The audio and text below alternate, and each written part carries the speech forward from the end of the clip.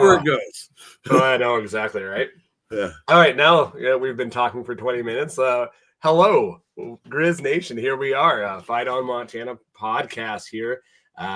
Remember, guys, rate, review, subscribe to the podcast wherever you get your podcast. Give us that 5-star review. But we've got a lot to talk about today. So we are recording this on a Sunday. But yeah, we've got 11-0 and going into the week. Cat week. That's right. Get your mind right. Oh man, here we go. As for you all the marbles, FTC shirts on and stuff. And, that's right. We didn't even coordinate this, but we're both wearing old school colors. I almost wore my beanie that said FTC on it too. Oh yeah, but, my daughter. I was like, man, it's gonna be a little too hot. Yeah. Well, no, I'm just like, you got the old school colors. I wore the old school colors for a reason too. Yep. So are you thinking what I'm thinking? I think we're gonna roll out. Oh, I definitely think they're gonna roll them out. Roll out the old school unis. Oh yeah.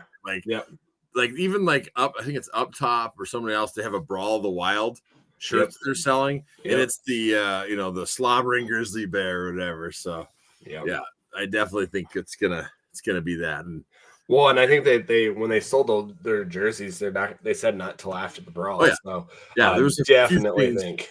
I even ordered some stickers, and they still said nope, not till. They said not till after January. Really? Yeah, that's what they said. That the thing says not till after January. So I think the whole idea is if we make a deep playoff run, because if you wore the jerseys, I believe the rule is if you wore those jerseys during the regular season, you can bust them out in the playoffs.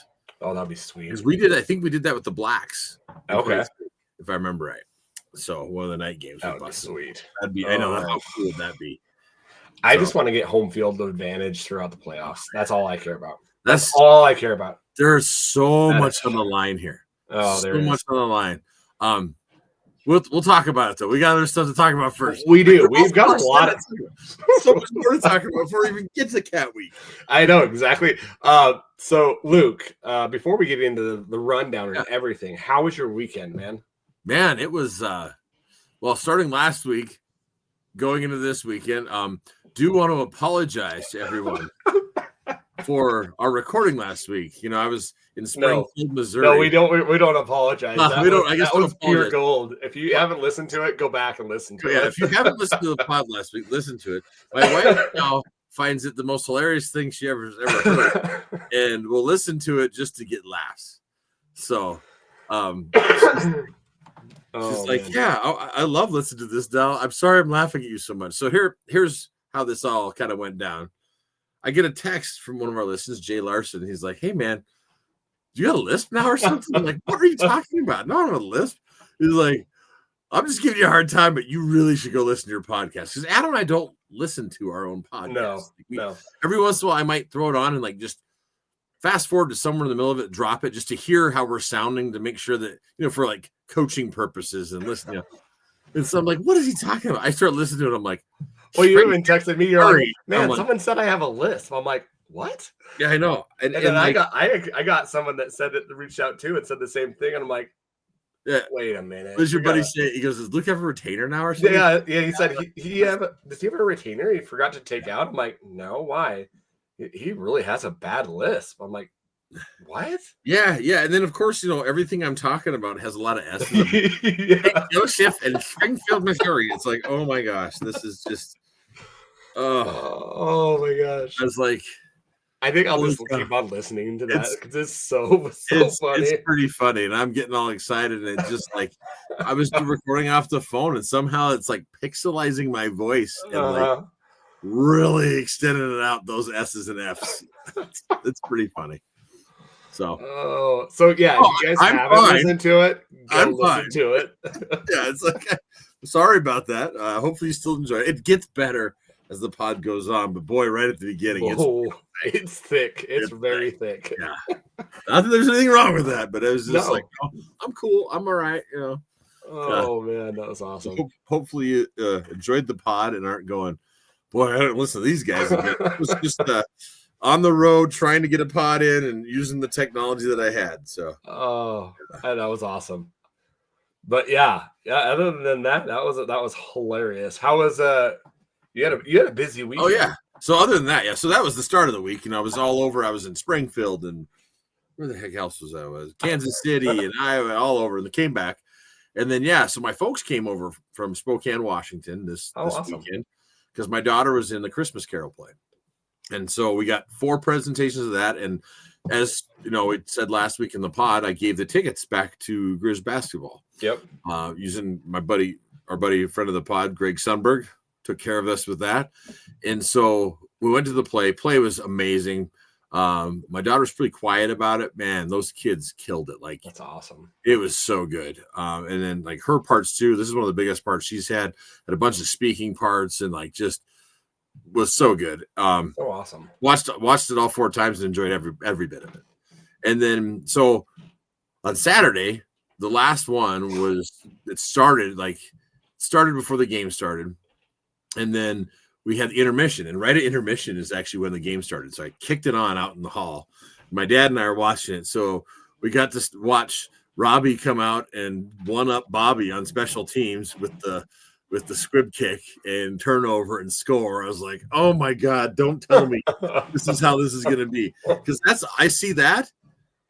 And then like I have to turn it back off because the intermission isn't very long. So I turn it off. We watch the rest of the play. We come back out. Thank God I turn it back on. It's 14-7. I'm like, okay, all right. We got it. We scored twice. Now what's going on?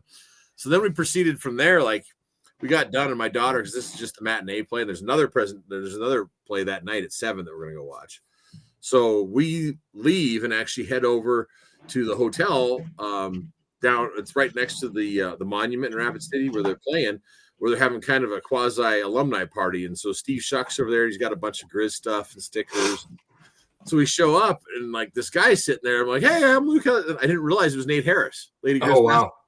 I'm like, oh shoot, Nate Harris. Holy cow. So I started talking to him and he was pumped because I was like, hey, did you use the tickets? He's like, yeah. He was one of our girls. I'm blanking on her name, but her parents are from Wisconsin. They used him. So they got to see front row. Awesome. That's great. But it was cool meeting Nate and stuff. And so, of course, took the opportunity to ask him, hey, would you like to come on the pod sometime? And he's all for it. He's like, heck yeah, I'd love to come on the pod. So we exchanged numbers.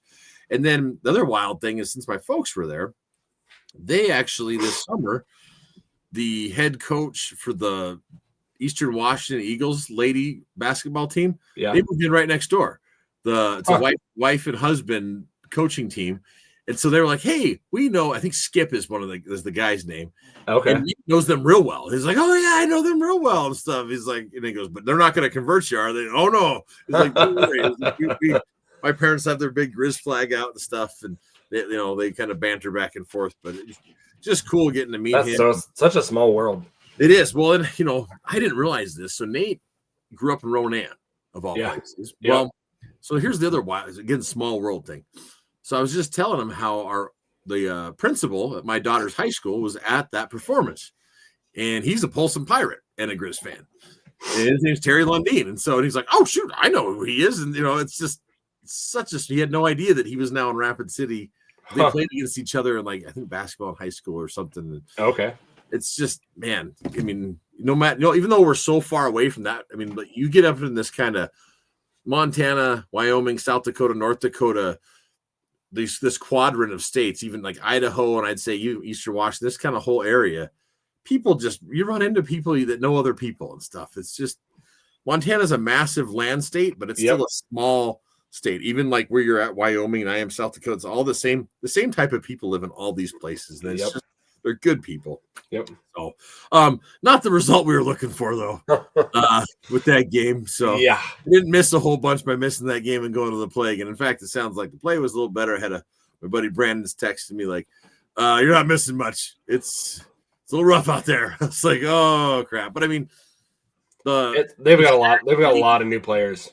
Well, now Jack's ladies team has been good for many years. I mean, they have been a very, very good women's basketball team. So, it's they just have a lot of learning and a lot of building to do. So, and he's ready to do that. He's prepared for it and excited. And I'm excited to have him as our coach. I congratulate him on the job. And, he's you think I'm positive. Like my parents were like, boy, the positivity just rolls off of him. My wife was just shaking her head as him and I are both like, yeah, you're awesome. No, you're awesome. There's just a lot of positivity out there. That's awesome. That's awesome. It was definitely good stuff. That's cool. That's awesome. We'll definitely have to have him on. So for sure. So I think after football season and just kind of, I mean, I know he's in the thick of it right now. Oh yeah. But even if it's, over Christmas break or something like that, when they have a little break or something, he was all for it. So we'll definitely have him on and have him talk about the program and stuff. And he was pumped to do that. So that's awesome. And then got to watch the rest of that game. Even got to watch some of the neighbors to see. See it out them. So what about you? How was your weekend? It was busy. I guess it was busy, but it wasn't busy. Finished some yard work up and then did some stuff around the house. Watched some football. Nice. And we'll put up a Christmas tree today. So wow. Got all that stuff up. And so you're one of those people that puts it up before Thanksgiving. I am not. My wife is. You got told this is going on. My wife would I love her to death, and she's probably gonna hear me right now, but she would have it up all year round. And so the kids love it. She loves it, and it's like, okay, whatever. I can't complain. Like we've had some neighbors that are putting lights up already, and I like them. Like they're cool. Yeah, it's just finding the time to do it. So and it's right now. The perfect time is for outside lights. It's still like 60 here. Well, yeah, my neighbor, he's like Clark Griswold. Yeah, and like I used to think I was. This guy puts me to shame. He's been out the whole weekend because it was, like you said, 16, 70 degrees out. So it's like, take advantage of that. Exactly, right? You don't have to slide off your roof trying to get lights up. So, other than that, we have a big swim bazaar to raise money for the swim team next week. Oh, wow. Is that right? Is that right in Sheridan? Yeah, and it's right during the game. So, oh, boy. My wife, we have a volunteer thing. It's like all day, so we've got like times where we volunteer, and I'm gonna do I think I'm gonna do the early session so I can watch the game. Hopefully it's this is kind of a big one. Yeah, a little bit. You're gonna be just like, if you can't watch it, it's not like, oh my gosh, I'm gonna be like this game. I was like, oh yeah, we better take care of it. It was like, oh yeah, you're kind of gradually watching it if you have to, but might have that. It's a little bit different. Yeah, I'd have an earbud and listening to it. Like, oh my gosh, yeah. Well, then you'd be listening to it at the swim bazaar. Starts yelling. Sorry. Oh, sorry. Right? Definitely something that we don't want to do that, but no, it'll work out. So, but other than that, things are good. That's awesome. Yeah. Should we get into some Griz rundown? Yeah, absolutely. So let's get into some soccer. So we had it's so quick. Their end of the year to postseason. Right, because they went and played Washington like it was late at night too. Late at night, at 8:00 at night. They played really well. Unfortunately, 2-0 loss there in Seattle. The end of a possible run there, but you have to give them praise for how they battled all year long. Well, I mean, the fact that team, and so Nate and I were talking about this. Yeah, he goes, "What Javitsky's done, this year with the injuries he's had." He goes, "It's worse than anybody even thinks." He goes, they are literally the walking wounded, and they're out there just making stuff happen. So I mean, those girls, they're a different kind of tough than soccer. Exactly. Yeah. That's true Montana tough right there. Exactly. So, not how they probably wanted to do it, but hey, they made it to the national tournament. They probably wanted to win one. I think one of their goals is to get out of the first round, but the first round. Yeah. So, unfortunately, that's not going to happen. And they just build on for next year, which, guys, since they won the Big Sky regular schedule or regular conference, they will hold the tournament next year again. So heck yeah. So you got to love that. I think it's so cool that they do that, that the winner from before gets to host it again. Well, that's how they used to do it in basketball, right? Mm-hmm. And so, like, I love how they still do that. They don't turn away from that. Instead of the Starch Classic or whatever the hell it's called. Oh, yeah. Starch Madness. Starch Madness, yeah. Yeah. In Boise. Yeah. Anyways. Whatever. Volleyball. They've had a weekend, man. 2 home games. Their last home games, it was senior night, Saturday. They beat Idaho 3-0. Down the Vandals. That's awesome. Yep. And then Eastern Washington 3-0. So they are sweep up here. I did see that we took down Eastern. I didn't realize we took down Idaho too. That's great. Yep. So they are 17-8 overall, 9-5 in the conference. They have 2 games left as we go into this week. Closing out, they'll go to Ogden, Weber State, and then they'll go to Pocatello. So that would be you have the standings. Yes, let me get them real quick here. So they will the next following week they will then go into their tournament. Let me see here if I can get, because we're in the tournament from our standings right now, I think, no matter what. Yes, I would think so. Like, I think we're in even if we drop those 2. Not that we're gonna, but I think we are. Because they take quite a few of them. Yeah, I think you want. Let's see here. They take, I believe it's 6. I could be wrong, but let me see here.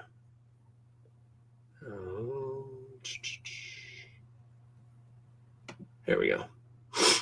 6 sounds right to me for some reason. Like that's so. Yeah, we're 4th right now. So we're 1 game down on Sacramento State. It's 6 or 8. I think it's 6.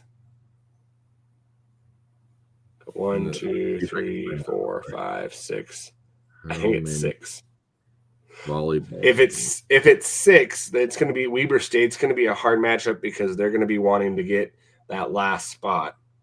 And then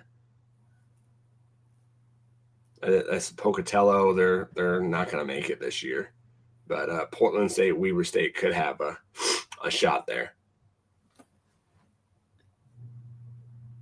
Seeing if I can. 8 teams.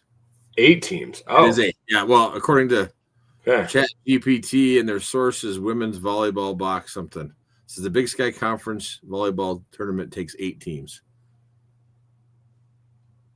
Okay, so Idaho State would be in it. So I think you look at 1, 2, 3, 4, 5, 6, 7, 8. So bottom State, Portland State, Weber State, Montana, Sac State, Northern Colorado, Northern Arizona would be it right now if it ended today. Yeah, so it's not going to change because Idaho's already out. Eastern Washington's not going to do anything. Because I thought they took. I was going to say I thought it was like just the bottom 2 because the one year we missed it, it was like, oh god, we're bad. Like yeah, it wasn't good. No. Either way, we still want to get as high a seed as possible, so we want to beat Weber and exactly stuff and beat Idaho State's the other game, right? So we should. I mean, yeah. If we go 11-5, and then Sac State splits and Northern Colorado. Well, if Northern Colorado has one, they have one more game. I don't think they have one more game because it's like that's 11-5 if we won. They would have one more game, so they would have to lose. If they won their one game, then we'd only be able to move up ahead of Sac State. So still, any more positioning, I guess we'd take it. But exactly. Well, that'll be exciting to see how that kind of ends up. Yeah, definitely. Let's go into some women's basketball, like we were talking about a little bit earlier.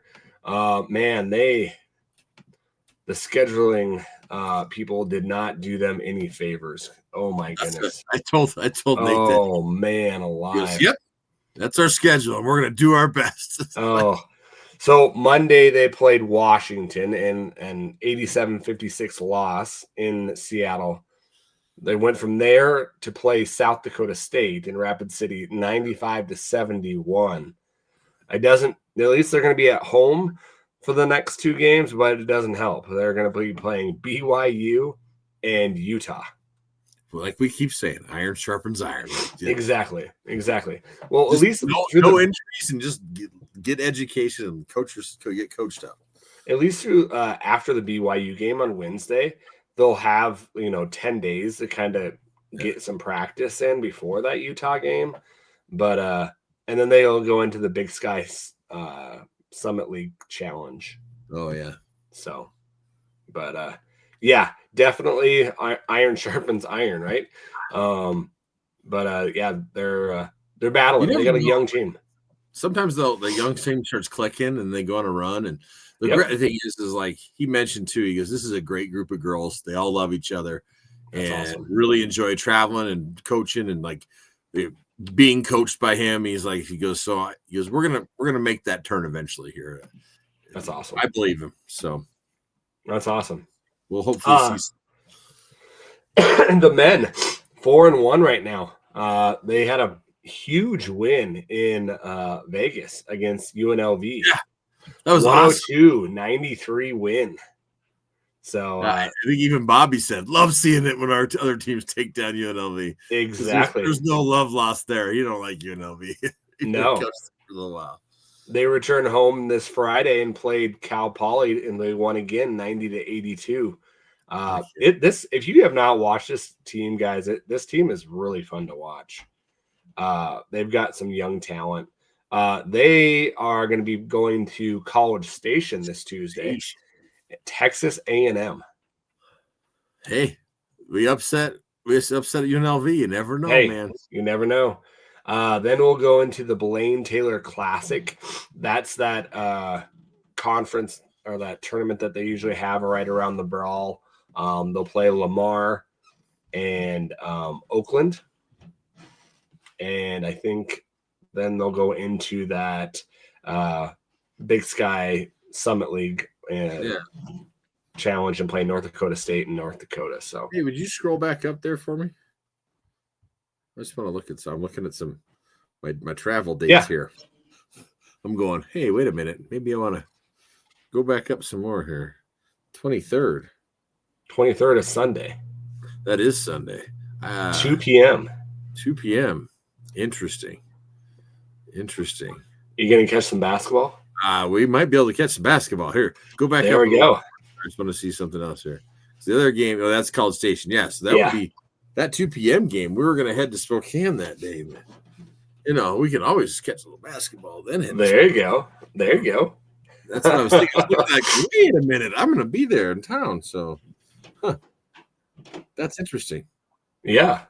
I'd be able to catch a little bit. We'll see. That would be awesome. I don't think that's going to be my decision. No, I don't think so either. I don't think so. Good luck with that one. My decision. So I'm probably going to be driving to Spokane. Yeah. But yeah, that's all I had for the Griz rundown. Definitely some sports happening, guys. So if you guys can go support all the sports that are happening right now, they're definitely putting the work in, the time in. Go support them. So fun time of year, though. I mean, so much stuff going on. If you're a sports fan, even if you can't go, if you're looking the Griz sports to watch, man, ESPN Plus has got them all. Yeah. And I watched some of the volleyball game, and then I was like, oh, the soccer game was on. And so I then watched that. And man, our goal, Ashlyn Dvorak, a goalkeeper, is so good. Yeah. Oh my goodness, so good. So, but definitely. I appreciate like Kyle Hansen and Sean Rainey because they post clips and stuff like when I can't catch it. Yeah, it's awesome because on Twitter those guys are posting like giving live updates and I love it because it's like you can kind of catch it. Because I was in the middle of something, but I was still like, oh shit, oh yeah, look at that. Yep. So definitely cool. So go support the Griz sports if you can, guys. And if not, ESPN Plus is a great thing if you don't have it. Yeah. So much better than the old Pluto. Oh my gosh. Oh my gosh. Yeah. Yeah, so bad. That's not Pluto's not even close to our last episode. Yeah, you're right. It's a gem. Yeah. My wife, again, she goes, anytime I'm feeling down, I'm just going to look it up. And I'm going to be rolling. She's like, I'm sorry, I'm laughing so hard. All right. I'm glad that I can spread a little joy into your life with my list. Exactly. Oh, my goodness. Oh, well, hey, I think we played a complete game. Yeah. I think, I mean, pretty darn close. No, I would say it's a complete game because no matter what, I mean, you and I talk about complete games. Now, I want to make sure because I think some people think that when we talk about complete games, that means that you don't have any issues whatsoever. And it's just like, that the other team doesn't score. And it's like, no, a complete game. We're just saying that you don't not play for a quarter or something the team did. I'd say we played definitely a complete game. Definitely. A whole game. It's like, especially with Robbie coming out and throwing that little onside kick. Onside squib kick that obviously Bobby and the team wasn't ready for. And, I'm sure he's got one thing to rub in. But yeah, I mean, after that, it was like they did what they were supposed to do. And the thing I didn't, I kind of forgot about this. Last year, and I can't remember, someone posted this. Last year, we played Portland State at home before we went to play the neighbors, right? Yeah. Yep. That was the game. I think we only won 28-17 or something like that. But that was the same game that had like the blackout at the stadium where the power went down. The power went out. Yep. One of those weird ass games and stuff. Yep. And, it was kind of weird having this close game with Portland State. And then all of a sudden we got to go play the neighbors. Yeah. This is what we were hoping for. Like exactly. Get it done. I mean, I'm looking at our scores. You had 45-13. I had 53-17 versus had 46-18, and they just blew that off. 63 to 17. Yeah, an extra 10 points. I mean, I remember when I was like, I might be high with 53. Oh, they added another 10 on top of it. Yeah. So this is what we want. My prediction of like the 4 interceptions, no, they got 5. Yeah. And they almost returned 2 of them. So it was amazing. Well, yeah, the defensive touchdowns. Freaking so close. Oh, Wing should have had it, man. And Harper, close. Like they were so close to these. It's like, oh God. Like so Wing close. was right there. They just took it from him. Yeah. Barely get his feet and boom. But again, because of that, this was another one of those games because of all the turnovers. Another game where you're about to go on the stats here. Well, the stats are weird because of it, because we had such short fields and things like that. So, I mean, well, let's get into those stats, right? We needed a game like this, but give us some stats, man. It was a get right game. So we had 24 first downs, which is nice because we've been on the opposite of the first down total the last couple of games. So 24-15, which is a good thing. 208 rushing yards to their 130. Wait. Look at this real quick too. Yes. Look at the split there. 11 and 11. Yeah, I mean, like that's what we want to see is that exactly that evenness between passing and rushing. What surprises me too is that Portland State 4 for 10 passing. I mean, I really thought that they were going to be more rushing than anything. I thought they were going to too, and I think they felt like the game was getting beyond them, and they felt like they had to pass. Yeah. And part of what I want to talk about is it just shows you if you can get up on a team quick, you make them do what they don't want to do. They didn't want to do passing. No, they did not. So, yeah. 208 yards rushing to their 143. 5 rushing touchdowns. Jeez. Passing, we had 247. They had 218. 20 of 29, which is awesome. Look at that. 17 for 34 for 5 interceptions. Yeah. That's a bad day at the office. Yeah. Long day at the office. Yeah. 455 to 361. We had 73 plays. There's 64, which is good. That's more like it because last week like what we want to see. Yeah, not 92.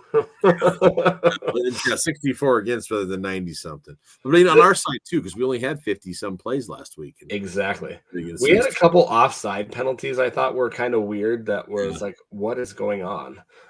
So something to look at get better at there. There's always something to be coached up on for sure.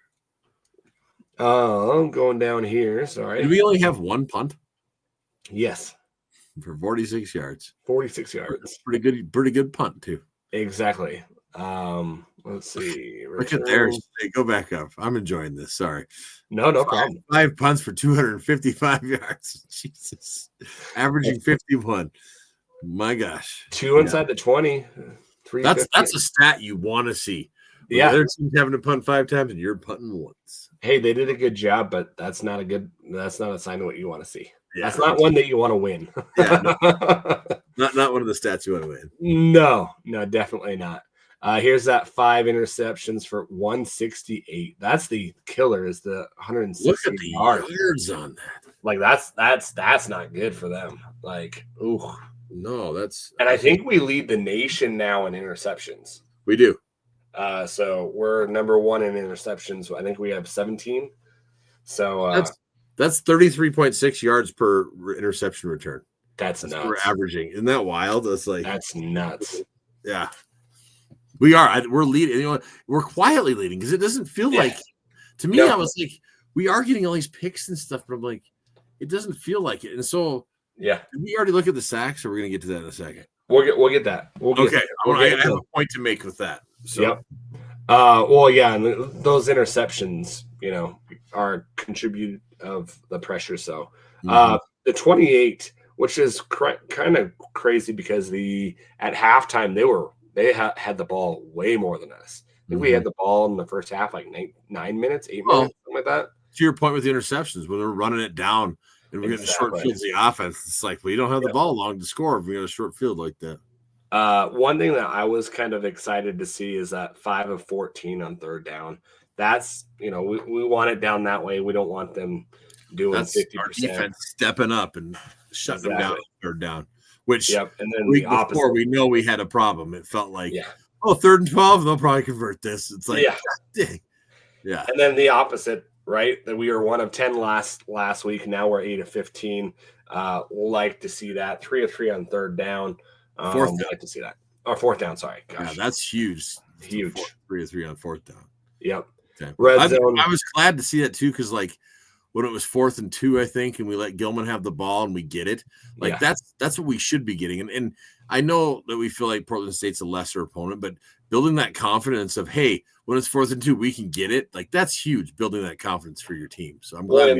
Their Portland State had some good guys on the defensive line. They do too. Decent line. I agree. So, red zone 4 or 5. That's always awesome. That's a sack. We only had 1 sack, but man alive, where we getting to that quarterback? Well, and that's what I was going to say is that we were getting to him. Like I rewatched it, and I'm like, we are constantly smacking him and stuff. Yeah. The fact that we only had 1 sack is because he was chucking it. Like, and that's so it's indicative to all those interceptions. The guy was like, with all that pressure and him chucking it, and we're running zone. Our guys are able to jump routes and even on man too, jumping routes and stuff. And there's a lot of times because we're running man outside the zone in the center, like we're getting help over the top from like Micah Harper, and there's 2 guys on the guy breaking it up or picking it off. TJ Roush. There was one catch the guy made out of bounds, and our guys made sure that when he landed, he was out of bounds. Yeah, the old push out rule isn't effective anymore. So you push them right out of bounds and we're good to go. Well, unless you're Sac State. Did you see that? No. Oh my gosh. They were playing Idaho this last week and they caught a ball and Idaho pushed him out. Yeah. Before he got a foot in, and his foot came in outside or out of bounds, and they gave him the catch. How? You can push now.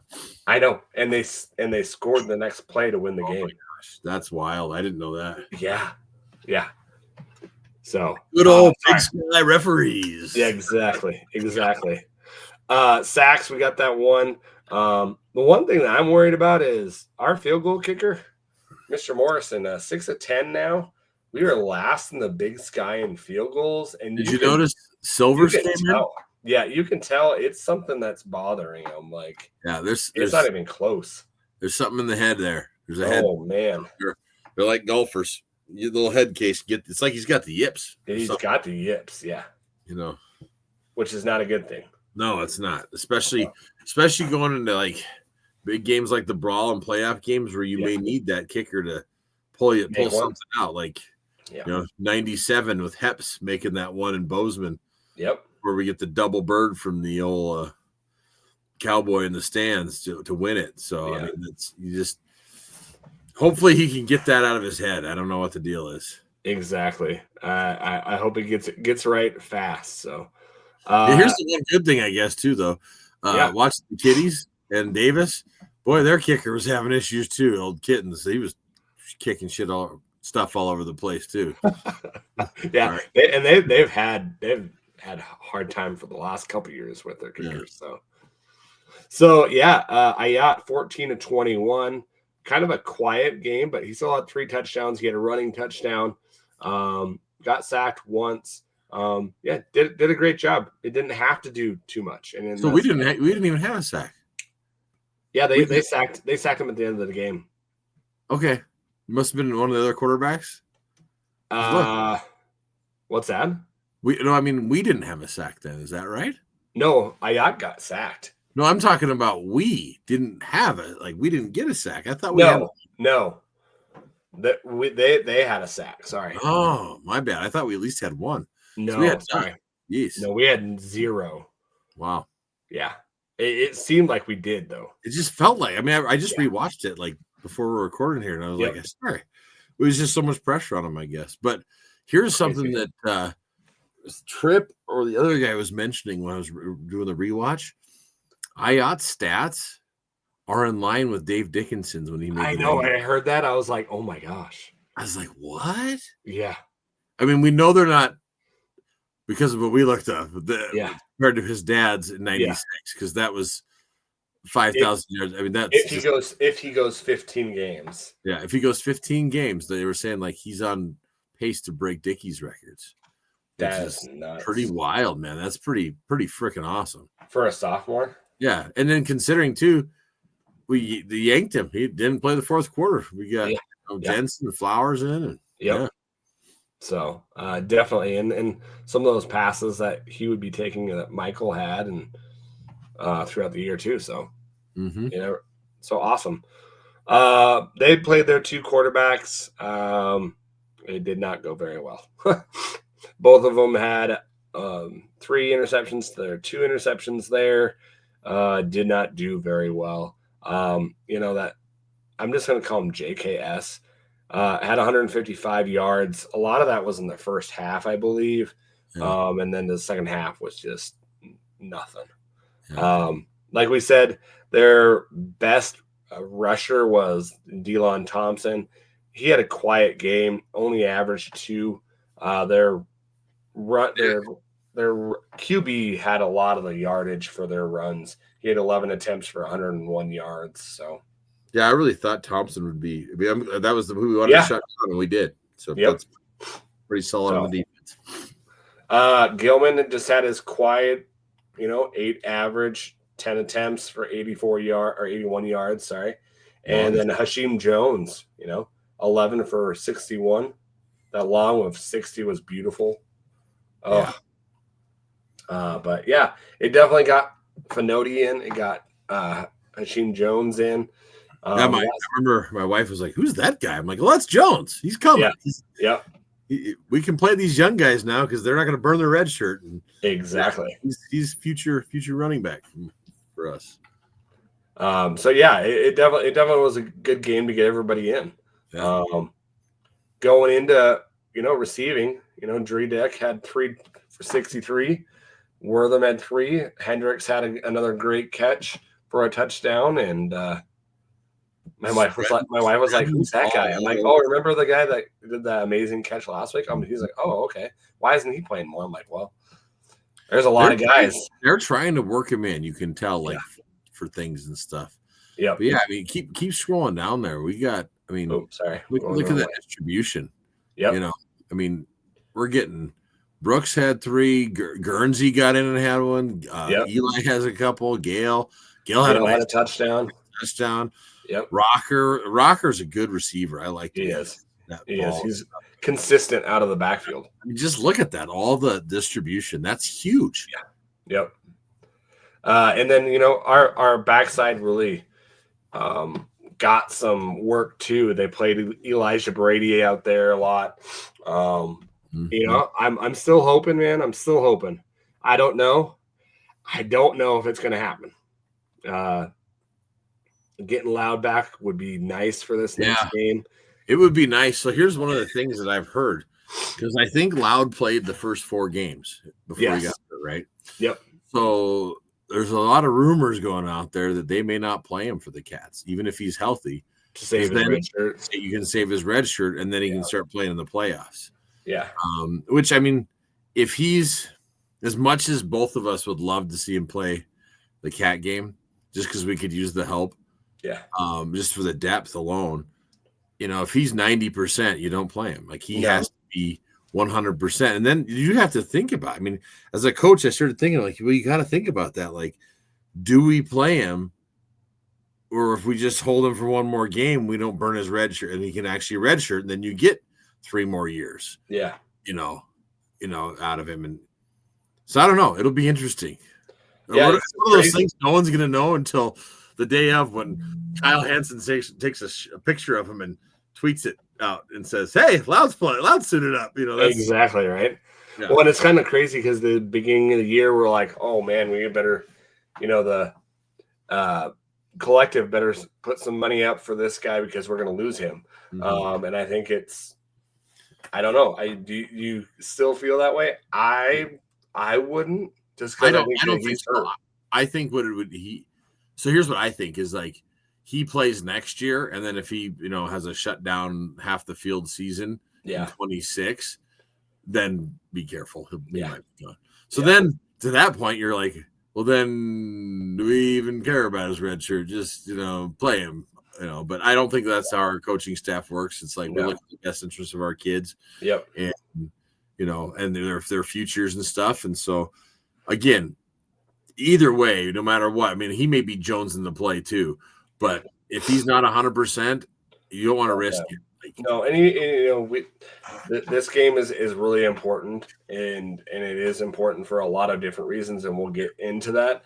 But man, I would rather have a national championship, and he makes that more viable. Yeah. So, well, should we talk about the next opponent, or should we just hang on one second? Is there a way to make us smaller?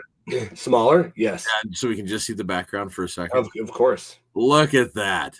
How awesome. If you're not on YouTube, you should be on YouTube right now watching. We got a picture of Peyton Wing after his pick, running the ball down the field. And I just was like, man, how cool is that? Like, you could tell Portland State's pissed at him because, like, they were shoving him after the plays, and like the linemen were going after him, and just hair in the wind, freaking hauling ass towards the end zone, even though he didn't get there. And look at the blocks, man. Look at the blocks. Look at that. Guys blocking, and like the guy down on the ground just laid out too from Portland State. Like, oh man, just awesome. Well, and they were it was getting chippy at the end of that game. Oh yeah, for sure. That one guy in the backfield got that personal foul. I don't know how. I think it was, who was it? I think it was Dietrich. Dietrich was on the ground, and he got a personal foul. The lineman, did you see him take a swing at Dietrich? I had missed it. No. Oh yeah, he winds up and just like swings at Dietrich's head, and then Dietrich gets up and like pushes him, and he gets the foul. I'm like, did you guys see him swing at his head? It's always, you know, they hear the swing, they look, and then they see the other guy. It's like, oh my gosh. Like, seriously. But I mean, our guys I've heard are good at talking smack. Like, definitely good at it. And yeah. The thing I guess I'm glad with this game is it doesn't feel like no one got any like targeting calls. Nope. It's like no one got too hurt. Now we did see Gilman limping around, so we're not sure what the deal is there. I mean, hopefully he can play against the Cats. But for the overall, like, I mean, even us right now, we really want to start talking about the rivalry game. It's nice to play Portland State the week before and blow the hell out of them. So it's like, okay, we can get past that real quick. Let's get into the Cat week, you know. Well, Bobby, I think I heard that he was like, 14, 15 or no in games before the Brawl. He has not lost the games for the Brawl. Like that's awesome. Like, people were like, I think last week on the coaches show list, and they're like, don't jinx him because Riley brings it up, and Riley's like, this ain't a jinx. It's just how he plays. Yeah, he's 13-0 and about to be 14-0. Yeah, 14-0 in games for the Brawl. It's pretty awesome. So I had one more thing I wanted to talk about. Exactly. So I love seeing this package. So it almost looks like a wing tee or something. We get Ayat under center, and you got Rocker, you got Schaefer, and you got Gilman in the backfield. Yep. And Schaefer, who loves blowing people up, goes first, but Rocker blocks too, and then you hand it to Gilman. Yep. The crazy and wild thing about this is you could literally hand it to Schaefer or Rocker too. Yep. And like it's dealer's choice up there. Exactly. And some of the stuff that we could do with this, even with the cats, like people are going to be gunning for Eli because we ran that, and now we're going to hand it to Rocker. Oh no, we're going to hand it to Schaefer.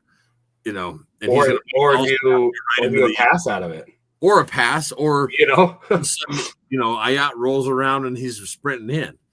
Like that was another thing I like seeing too is Ayat doing a little QB run. Like I don't hurt, but he can do it well. So and we haven't the last couple weeks gone to the middle through we're the middle, which is I think somewhere where we could beat the Cats is the middle of the field. So I agree.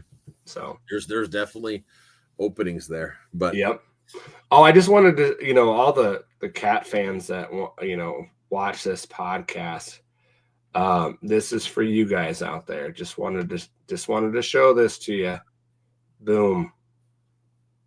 Oh yeah, what is that? 75? 75 wins for the Montana Grizzlies, 43 wins for the Cats, 5 ties. It actually should say 76 wins. 76. We all know it's 76. We all saw it. Yeah. 124th Brawl.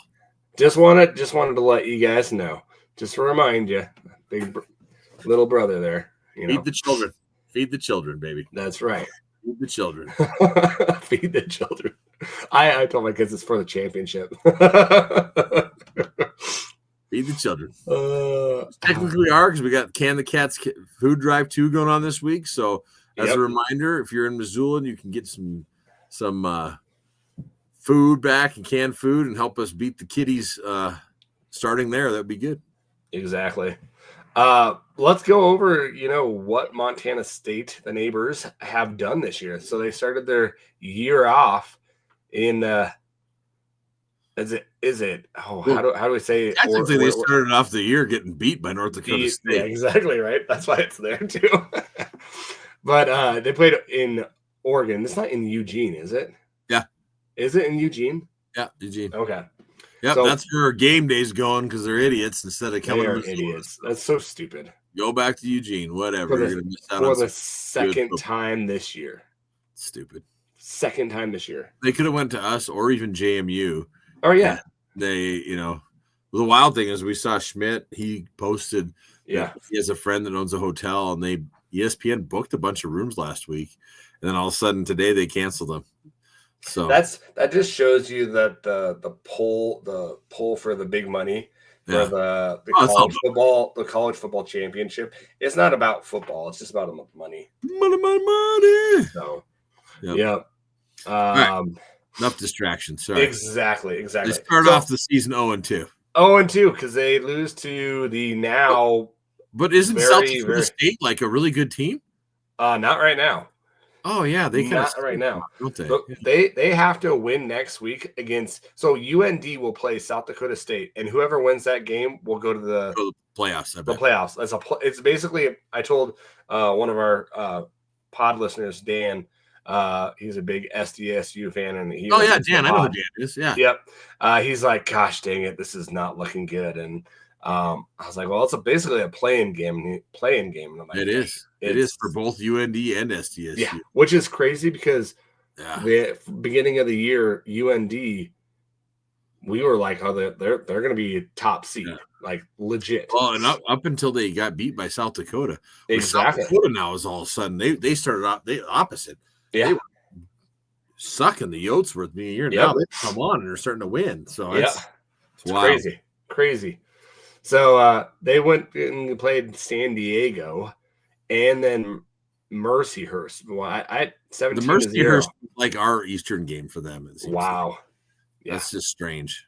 They pound, and these next ones are going to be like poundings. Like they definitely want to run up the score. I definitely think that Vegan wanted to run up the score so he'd get higher in the ratings. But he definitely did. But look at that Montana State, Northern Arizona. I mean, really, yeah, your best win is that game. It was that game until you get up to Davis last weekend. Yeah, and Davis is the epitome to fraud. I do not think they're the world beaters that everybody puts them on to be. No, I don't think that they are either. They're just Davis is decent, but they're just like I feel like they're a year. I think they're gonna be better next year. Oh yeah, they definitely will. I like their head coach, and I think he's got them going the right direction. And yeah, they're just it feels like they're just a little bit. I mean, they were tied with the Cats, through the first quarter and stuff. Yeah. And then the Dowler brothers started they changed that game. Yeah. So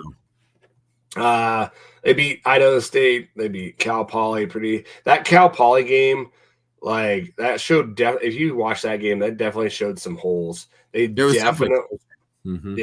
is when they are like, okay, we are gonna play, we're not gonna sit our guys, we are gonna run over everybody. And after that Cal Poly game where they let them back into that game, they rolled Northern Colorado, they rolled Weber State, and then they end with UC Davis 38-17 yesterday. So yeah, what are they, 8-2? Yeah, 8-2. So headed into this game. So definitely on the 22nd in Missoula. Yeah. So definitely I hate how neighbor fans and everybody else say that we had the easiest schedule.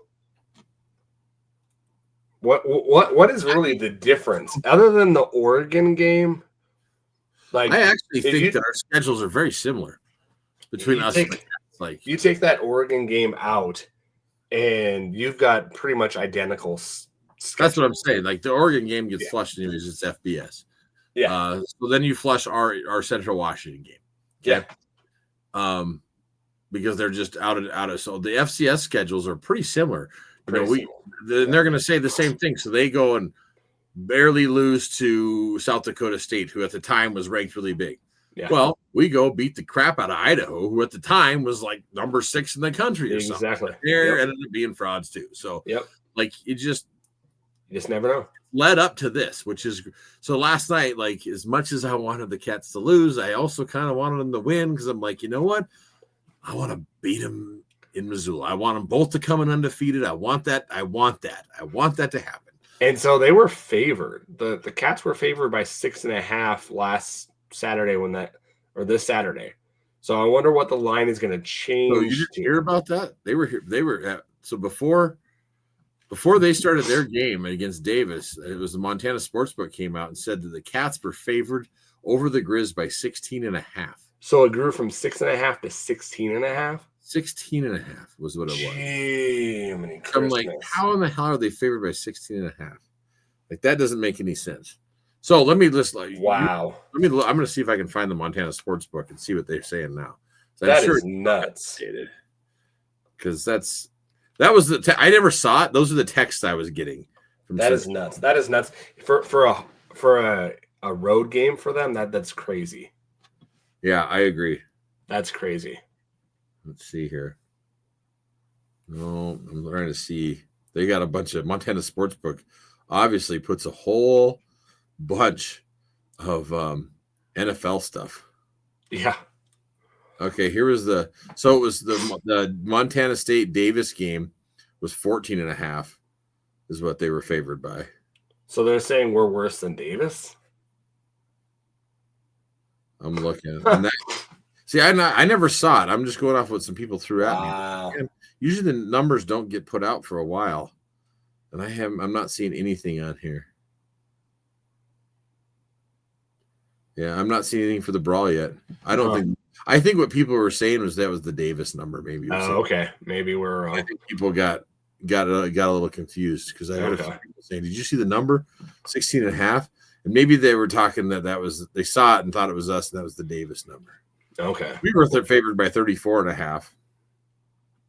according to them, against Portland State, and then it just shows this one. So I don't see another one on here, but it'll be interesting to see when they do come out with that. I was telling Luke before we started that putting Bobcat stuff in my address here is just disgusting. But I had to do it to get these stats. Right. It was very hard for me to do this, but guys, to be honest, we'll give them praise. They're a good team. Oh yeah, they're a very good team. Very good team. Definitely, I wouldn't be surprised, and if they were probably the number one seed right now, or number one ranked, because of NDSU having some troubles the last couple of weeks. I wouldn't put too much into it, but they're not going to do that. But their quarterback, Justin Lamson, or Lampson, as I wanted to call him, 176 of 248. So he's got about 70% accuracy there, 2,100 yards, 19 touchdowns, only 2 interceptions. It helps when you don't throw over 18 passes, though. If you kind of go into what he does, he can throw the ball. They don't want him throwing the ball because they like to run the ball. So let me get his stats here. Well, Lamson, he came from, I think, Stanford. Didn't Lamson come from Stanford? Stanford, yep. Yeah, I was actually, the first time I watched him was against Davis last week, and he's a good quarterback. Like I was actually impressed with him. Yeah. Come on, there we go. So while you're looking for this, I did hit up ChatGPT to see if it had a line yet, and it said that the only line so far, like FanDuel doesn't have a line yet on the game, is the Action Network, and it has Montana State favored by 1 point. Oh yeah, that's more accurate. So yeah. So against Oregon, he threw 31 passes. Sorry. South Dakota State, he threw 28. So he can throw the ball. San Diego, 26. Mercyhurst, 17. Eastern Washington, 20. Northern Arizona, 19. So he kind of hovers in those bigger games in the conference, playing around the 20s. If you look at Weber State, 16, 22, 18 last game. And so that was his worst game because he's only 55% accuracy. Well, I think that's what he ran it 11 times. Yeah, he ran it for 11 times for 97 yards. Yeah, I think our goal is going to be to have him shut the run down, shut Jones down and stuff, and make them rely on Lamson's arm is what we want. Yep. Let's get into their, like you said, their rushing. This is where they want to kill you, guys. The death by 2 running backs, right? They've got Julius Davis, the beast. He's a beast. 107 in rushing yards, or 107 attempts, 779 yards, averaging about 70 on the day, and 7 touchdowns. And we all know who the next one is, Adam Jones. Got 116, so a little bit more attempts, 647, but he's got 9 touchdowns. Well, look at Lamson. He's even got more attempts. Exactly. Lamson's got 118 attempts for 509 yards, 10 touchdowns. Yeah. So definitely in the red zone, you're going to see some of the stats that we have. They're the number 1 red zone offense. We're the number 1 red zone defense. So it's gonna be something that you're gonna have to look for. They're not gonna want to throw the ball. They're gonna run the ball. Well, they're running a bunch, tons of RPO and motion. Still, it's still that same offense that they were running with Tommy. Yeah, and that's why you see Lamson with so many yards. They're Davis, Jones, Lamson, and they're trying to confuse your defense. Yep. And again, we know this from the past meetings. You have to stay home and do your assignment and stay on who you're assigned to. Exactly. Don't overplay. We're excited about our run defense and things that we've been able to do lately. Yep. I mean, we do have the bend but don't break defense, but that's okay here. Like it's all right if we can stop them and hold them to field goal attempts and things like that. That's totally fine. I feel a lot better this year with our defensive ends. Yeah. Than I did last year, because our defensive ends this year have been trying to contain that end and staying put. And so last year we kind of had some that were more wanting to kind of rush the quarterback. And so I kind of feel a little bit better about that. Well, and I feel good that our pursuit and stuff has gotten better. We're not over pursuing and like getting too aggressive. We're doing our job. You're seeing so many guys do that. And then I'm really glad that they don't have touchdown Thomas.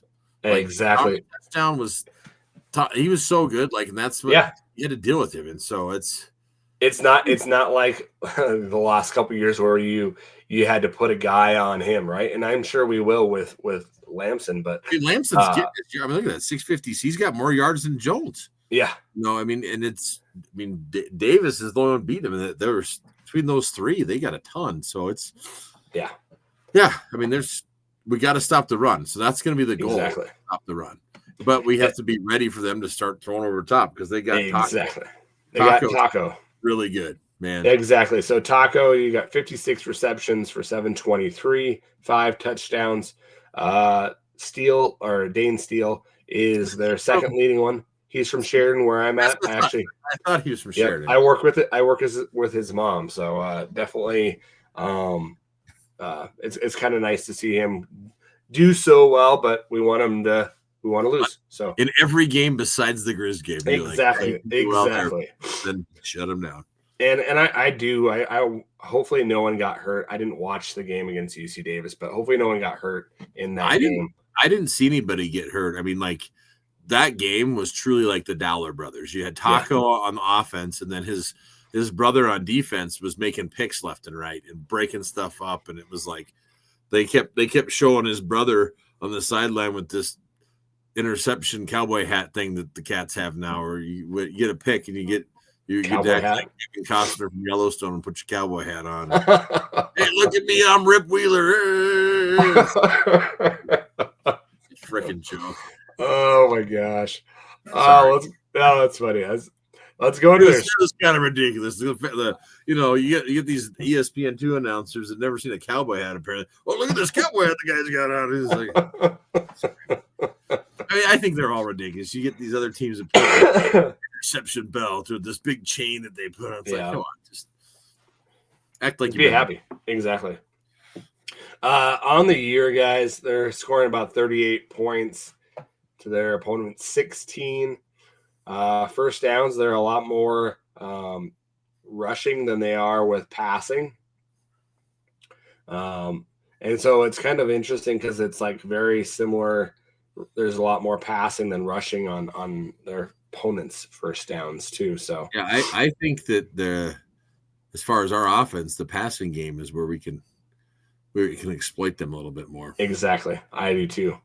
Their rushing attack, we've said, guys, they're averaging 232. So that's less than what they have been in the past seasons. They are number 2 in rushing yards with Sac State in the 250s. And so they are less. They are still giving up 111 yards on the ground. They've got 32 touchdowns on runs. Oh, that's crazy. They love running the ball, man. That's their exactly.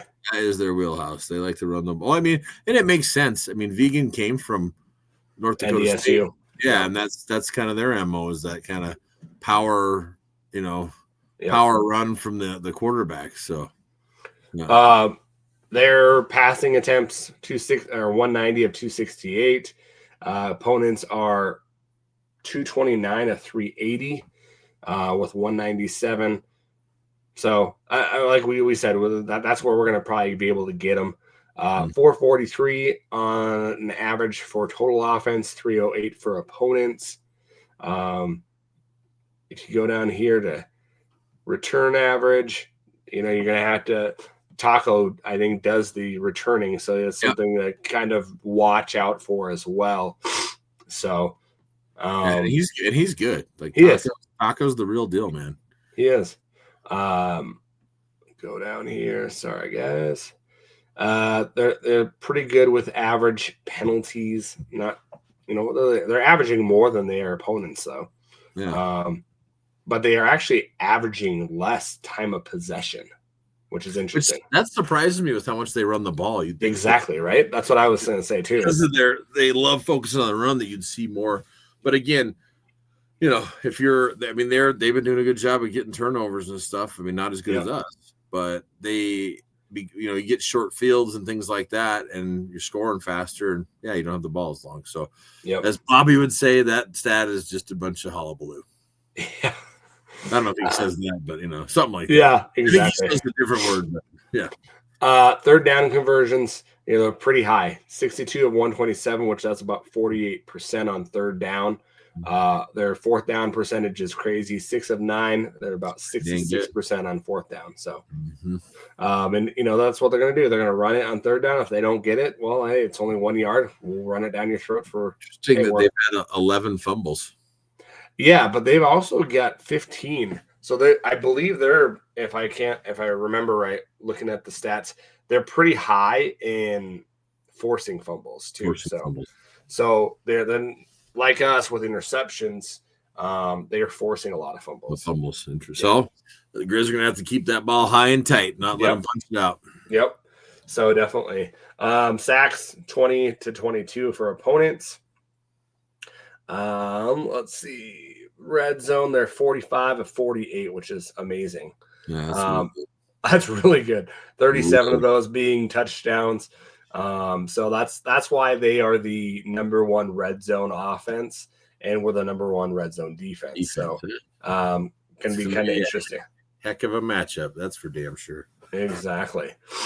Let's go into some of these. I think we went into offense. Should we go into some defense? Yeah, let's take a look. Yeah. Defense. There he is, Caden Dowler. The leading tackler, 72. 5.5 tackles for loss, 1 sack, 3 interceptions. Yeah, and I think two forced fumbles. He's the real deal, man. He's good. Is this his first year? Because I didn't see him last year, did he? He's a junior. Back 6 foot 205. He's a junior, huh? Yeah. Okay. Yep. He's a junior. He loves wearing that stupid cowboy hat. Oh my gosh. It's ridiculous. Taylor Cole. Yeah. Bryce Grebe is going to be one of their guys too. He's got 47 tackles. Probably not as good as his brother. His brother was really good. Yeah, very good. So a good linebacker. 6'2", 235 out of Milestone. Definitely a good player. So he's really good. Their best in their defense is their front seven. Their front seven is their best of the part of their defense, I think. I don't know if you would agree with that. I do think Dowler's their best player on defense. Just from watching last night, I was like, man, that kid's good. But they do have a really good front seven. They want to stop the run. They want to get pressure on the quarterback. Yep. And they're good at it. Obviously, we saw their sacks and stuff. So the best part of their team is their defense. Yeah. They have the best defense in the Big Sky Conference, possibly in FCS this year. They have a really good defense. So Kenneth Iden is another guy. 37 tackles, 8.5 tackles for loss, 4.5 sacks. That's the matchup of the game. Really is. Yeah. Our offense versus their defense. I mean, that's the big, what everybody's gonna be watching is the Griz high-powered offense versus the Cats high-powered defense. Now the Cats will be like, we have a higher-powered offense because they've been keeping everybody in and scoring 50 points a game. Which is fine. I mean, they do have a good offense too. I personally feel like the Griz offense is much better.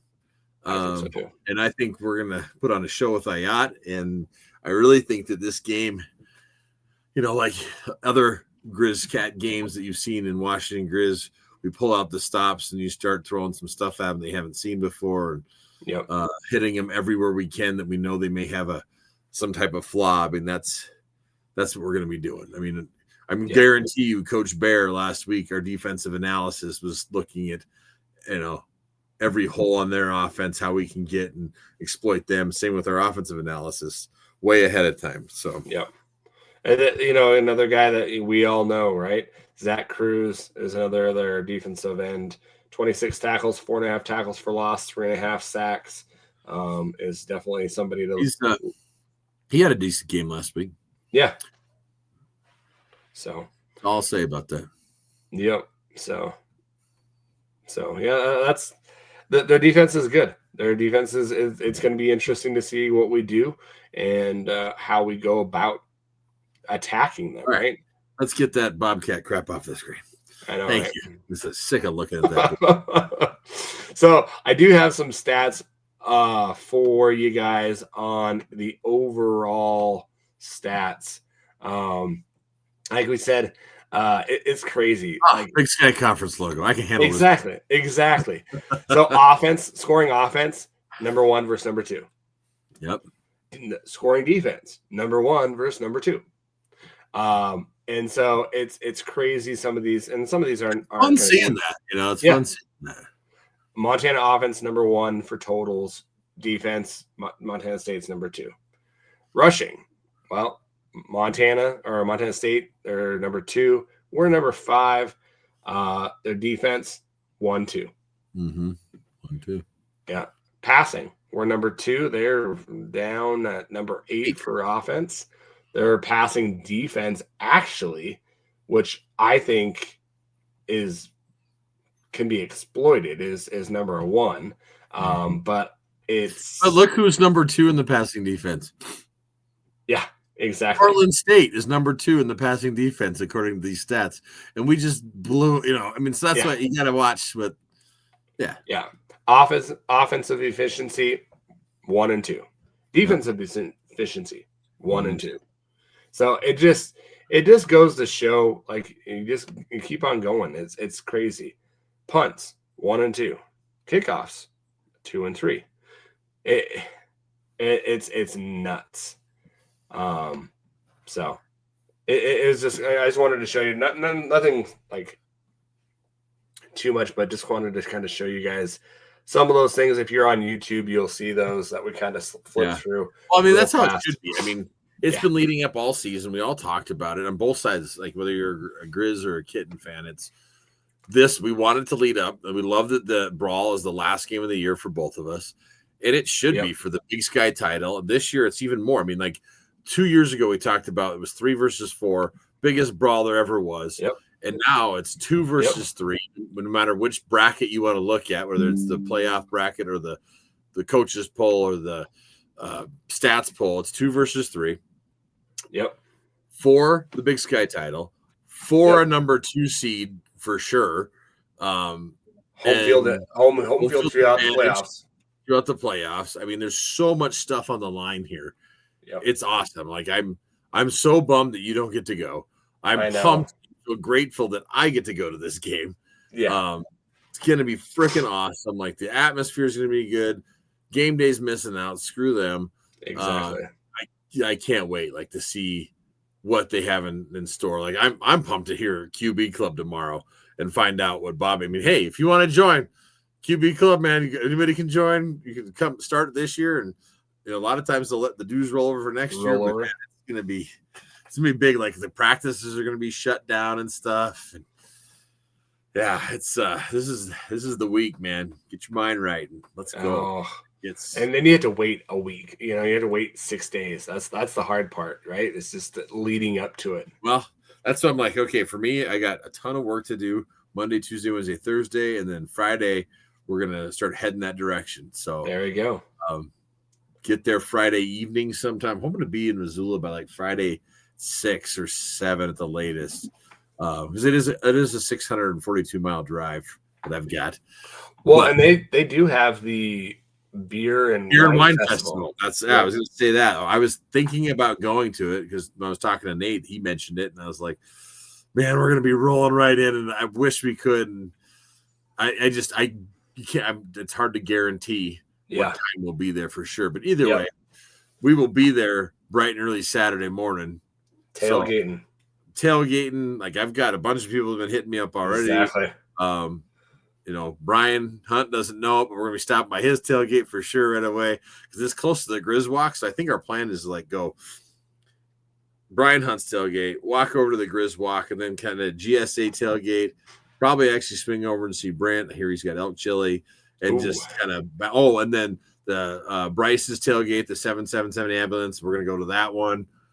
there's a bunch. Like, it's hard to fit all that stuff in before. Exactly, right? Like, oh my gosh. And then Yep. I always like to get over to the Hall of Champions too, and like Yep. the old team pictures from through 2001 and all that stuff, and just so much. Like, just trying to take it all in.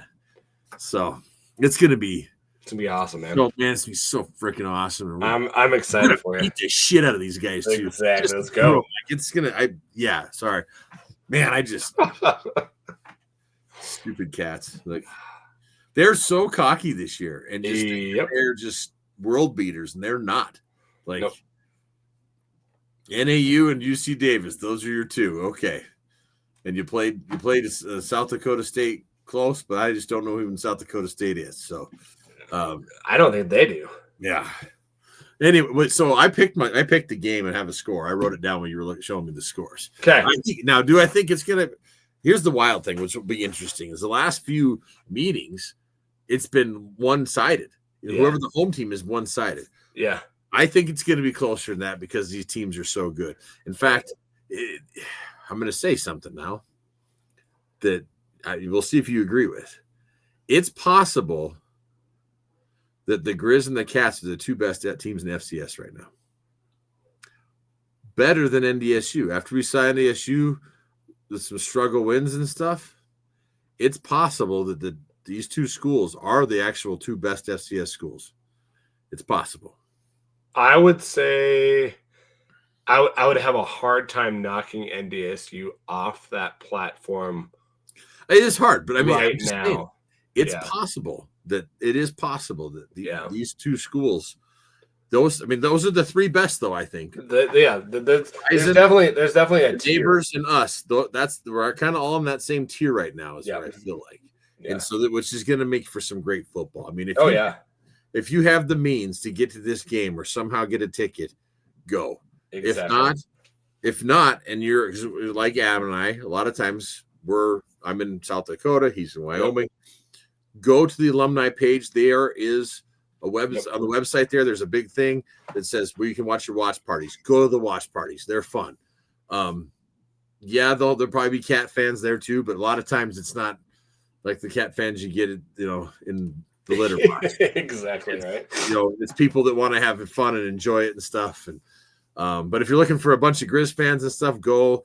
The Alumni Association sends swag boxes to the coordinators, and so they'll have giveaways like pom-poms and bells and stickers and keychains, and sometimes they usually even give hats and other things out. So there'll be swag there, they'll be given away. But if you're looking for a party, look at that, and it breaks down it by state, and then you can click on your state, and it'll show the different cities in that state that have Griz parties, and it's I think it's all 50 states in the union.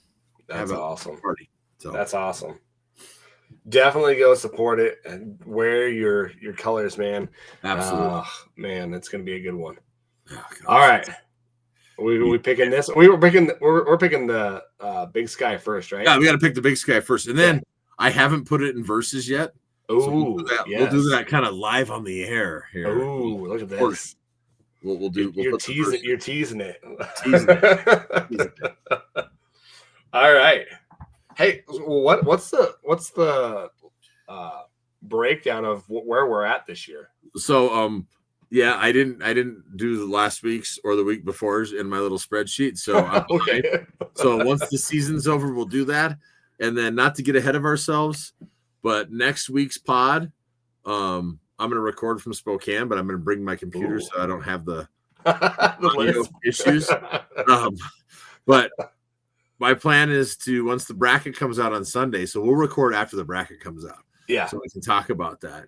And if you guys want, the FCS Fans Nation podcast is doing a mock one right now. Who are they? Oh, very cool. Yeah. They're doing a mock one right now. So definitely they know a lot of stuff. So it's definitely kind of a cool one to see. Definitely. You can get it on YouTube as well. So what we're going to do, though, is we'll do the bracket challenge again this year. Exactly. So once that comes out, we'll have a week. We'll announce all that stuff next week after the game on Sunday. Well, we should record probably Sunday, I imagine. Probably, yeah. I took the whole week off, so whatever works best for you. Oh, there you go. There we go. All right. First one, Northern Colorado, Portland State. So Portland State goes to Northern Colorado. I'm saying Northern Colorado. I'm going to say Northern Colorado as well. I think they're NAU at Weber.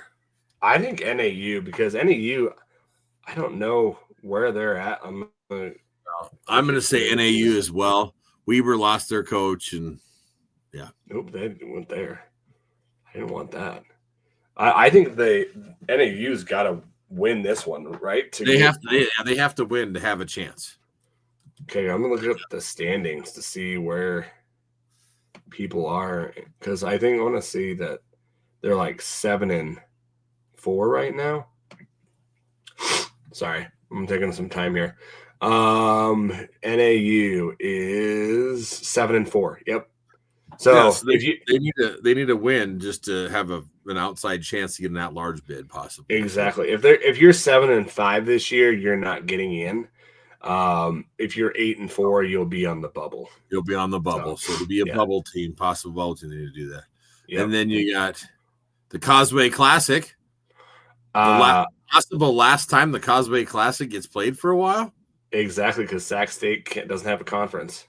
No, so which is kind of funny because I thought that the president was supposed to like do this big announcement in November, and we're almost in December, and there's no announcement. Maybe yet. He's waiting until after this Causeway Classic. Oh, I'm sure. Yeah, I'm sure. Whatever that might be. UC Davis by 20. Exactly. I like that. Davis by 20. Davis by 20. Yeah. Just sweep them on the way out. Good wins. I'm also going Davis. You keep whatever Causeway Classic trophy it is, and just see you later there, Sac State. And Sac State is going to want to win that game because they have to have that one to save their football. Like I heard they spent like over $1 million on their roster, and how funny that would be for them to lose and not make the playoffs, and they spent that much money. And their head coach makes over $1 million. Yeah. And he does not have any semblance of discipline in his system. Money can't buy you everything, you know. Yep. So, all right, then we got Idaho State going to Idaho for the Potato Bowl, or whatever the hell they call it. I say Idaho. Don't they play for a potato or something? I think it's a potato, yeah. I think it's Idaho State. I really do. I do too. I think the Bengals are going to win. I think they're going to go in there and kick their ass, actually. I think it might get ugly. Yeah, because Idaho State's 4-3 in the conference right now. If they win this game, they are 500 for the year. Yeah, and that's amazing for Idaho State. Well, they're.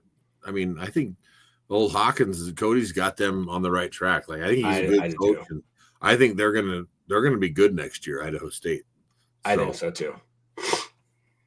Eastern at Cal Poly. I'm taking Cal Poly. I'm taking Eastern. Okay. So hopefully they're. I think sometimes Cal Poly plays good at home. Sometimes they don't. And yeah. I'm just going to go on a limb here and take the home team. There we go. Cal Poly. So, and then the game of the week, the Brawl of the Wild. The Brawl. The 124th meeting of the Montana Grizzlies and the neighbors. Are you do versus, or are you going to do that after? After. So I've got mine. We'll both do ours, then I'll do the verses and see what it came. Sounds good. I think this is going to be a close one. I don't think it's going to be a blowout like the last couple, like we mentioned earlier in the pod. I say 35-28. Oof. Griz. Nice. We are very close. Okay. So last year, or 2 years ago, the Griz won 37-7. Yep. Which I thought was awesome. That was awesome. You know how 37 is, Yep. Yeah, exactly. So you had 35-28. I had Griz 37-28. Oh, there you go. We both have that 28. And where I came up with the 28 when you were going through the Cat scores, I was like, okay, that feels about right. I feel like if we can hold them to 28, yeah, that's a W for us. That's a W. Yeah. Yep. So, all right. So now let me bring up verses here, and we'll just see what the old simulator wants to say about us. So before we do that, let's just click on the FCS and see where it has everybody. Okay. So it has this overall performance ranking by FCS. So number 1, North Dakota State. Number 2 at the moment, Montana. Number 3, Montana State. Now, there are some differentiators in there. The interesting thing is they have Montana State as number 3 as for overall performance, yet they have Montana State's power 2, offense 2, defense 2. 2s across the board. For us, they have us power 5, offense 4, defense 18. Yet they still say overall performance, they're going to rank us as 2 above the cap, which I think is interesting. Huh. So let's put them in here. We got the home team of the University of Montana Grizzlies and the away team. That doesn't say Kittens in here. Oh, there they are. Oh, I got to actually pick Montana State. Okay. Run simulation. Wow. Okay. So this is very interesting. This is really interesting. So they are picking MSU to win. Okay. 36-28. So they split it. Yeah. They split our score that we had for the Griz. You had 35 at 37. They went with 36, but for the Cats, and then have us scoring 28. Interesting. Very interesting. Huh. So still one possession game. Time to go prove them wrong. So here's the interesting thing too. Like if I go down the ratings, they have all these ratings on here. So the overall ratings, they have us at 99. They have them as a 98. That's why we're ranked above, right? Okay. The wild thing is like because even though they have their overall rating as 98, they have them as an offense 99, defense 99, and power 99. Us, they have as offense 98, defense 94, power 98. But then our overall rating, they give us 99. It doesn't make any sense. That doesn't make any sense, yeah. Doesn't make any sense. Huh. Interesting. The only thing I can think of is that the fact that we're undefeated, and that's why it's giving us that, that bump, and we're at home. It says our best win was North Dakota. Their best win is Davis. Yeah. I like this one. Worst loss, and it says none for us. Worst loss for them, South Dakota State, who is now ranked 117th in this. 117th? Yeah, overall. I mean, we're talking like all teams. Oh, my goodness. Davis, they put it 101. And then their largest victory was against Eastern 54. Against us. So the Cats' best win was against Davis, but they're at 101. Yeah. What's UND? 118 now. So again, that's why we talk about our schedules are similar. The nice thing is the fact that we don't have a loss, and I think that's why it's putting us overall performance above them, even though it's picking them because they have a loss against South Dakota State, who's it's actually considered a worse loss now in here than the win over Davis. Crazy. Yeah, very. But again, this is all Moneyball crap and stuff. I mean, in 23, if you remember, every game I'd put that in, they'd had us losing, and we'd go out and beat that team. Exactly right. I just think it's interesting though that it has the score like so close to what we picked, but just flipped, and then like in between our scores, it's pretty wild. So we'll see. We'll see what happens on Saturday. So let's the Mecca of the FCS. What would be your keys of the game? I think our keys of the game is stopping the run game. Like our front seven on defense has to stop their run game with Davis, Jones, and Lamson. I mean, that's that three-headed monster that they have. You saw the stats. Yep. They're gonna do a lot of motion and stuff, and we have to stay home, lock up. And I want like Poo-Poo to have a big game. Like they're twisting him. Yep. Dietrich's coming on. Our linebackers, like Wing, is going to be going ape shit out there, like tearing off. Like my biggest fear for him is like, please don't get kicked out of the game. Exactly. Don't kill anyone. Like, bring the wood, but don't kill anybody. I feel like that group is going to be going off. Yeah. And then on top of that, our corners and DBs, they have to hold up. They have to hold up. We need that. We need to play zone. We need to have Micah Harper helping out, TJ Roush helping out our corners, so that we're not getting beat. I'm worried about. Ford. I think they're going to target Ford. Yep, they will. So we need to give him help over the top and do like, even if we have to do brackets coverage or something like that, let's do that. Yep. But that's going to be key. On the offense, we got to get going from the start and keep it going. Like we just need a yacht and all of our weapons. You saw them all.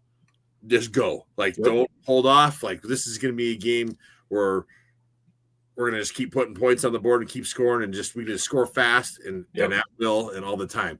Because the more we can score and get them where they have to play catch up, that's going to be huge for us, because that's not what they're not used to. That they are not used to playing from behind. Yeah, that's one thing that I'll give us with some of these games that we've had to do, or all of a sudden having to come back to play from behind. We've had to do that before, so that's a good thing.